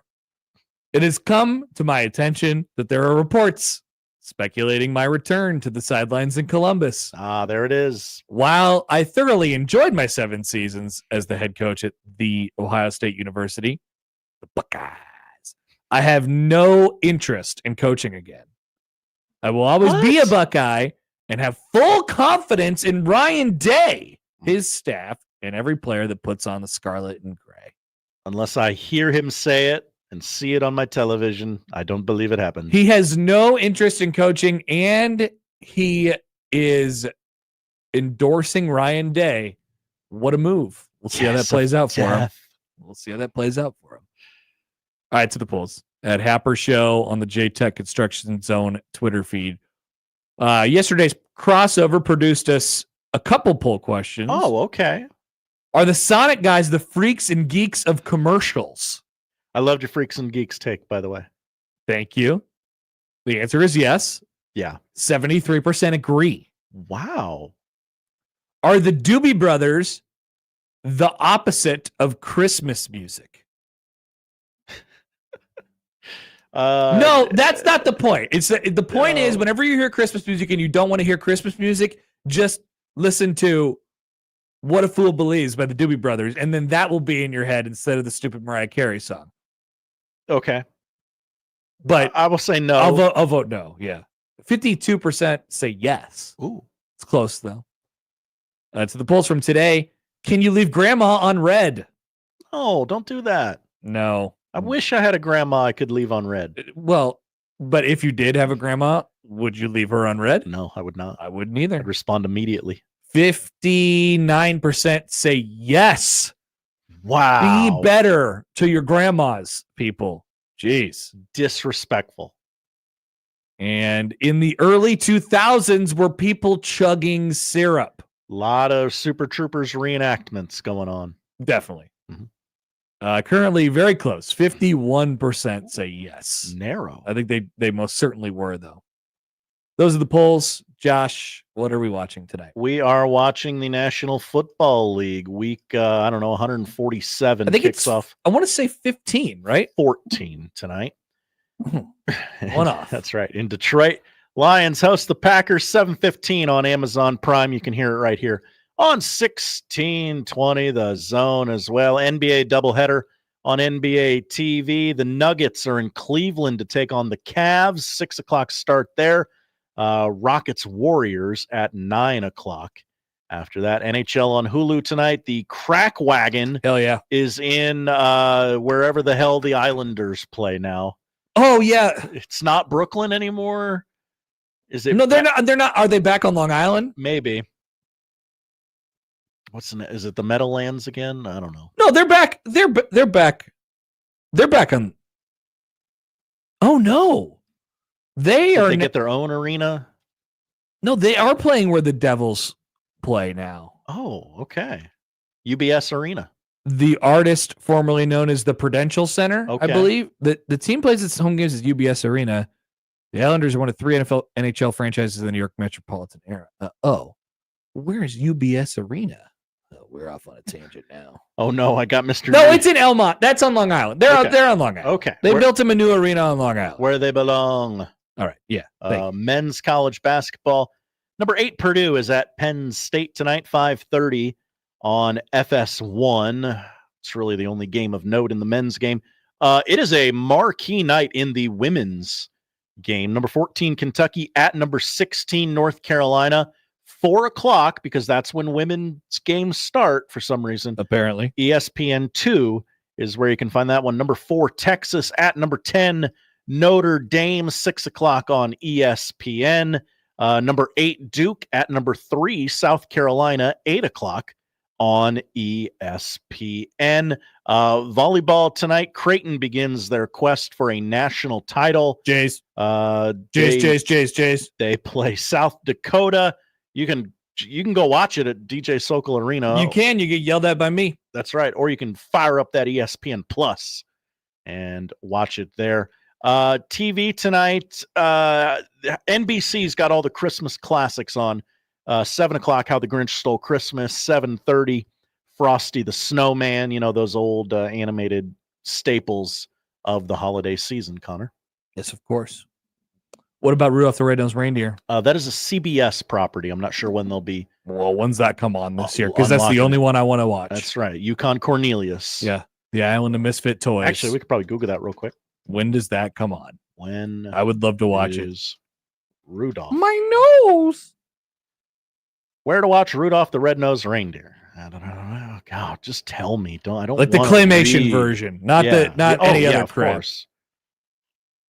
Jack What is Frost and today? his beautiful singing voice. December 7th at 8:10 p.m. That is Saturday night. Okay, it looks like it'll be on NBC. I was wrong in saying it was a CBS property. I It's during apologize. it's during conference championship. Wow. It'll be on the Watch 8th Clemson at, and SMU. at 5:10. It's on the 16th, the 17th, the 21st, the 22nd, the 24th, and the 25th. So while Clemson and SMU are playing for an HC title and a playoff game spot on ABC, there will be Rudolph the Red-Nosed Reindeer on NBC. That is what it sounds like. Yes. Awesome. Thanks, Josh. Thank you, Connor. So we're watching tonight. That is the show. If you missed anything, you can find it on our website. Chance. Licks pickaxe. Nothing. Gold. It's gold. All right. 1620 The Zone's our website. Crossover, where we hear Josh or John's word of the game. Sick. Next.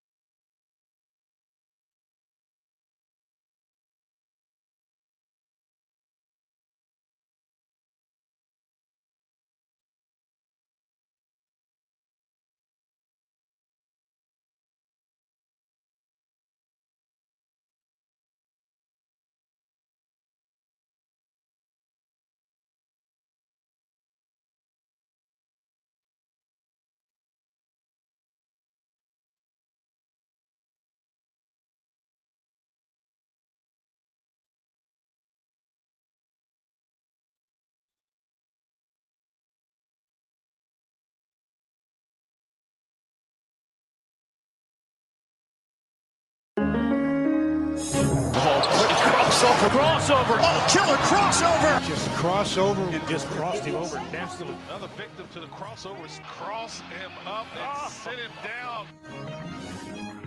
Hey, this show starts whether you're ready or not. This is the crossover. Powered by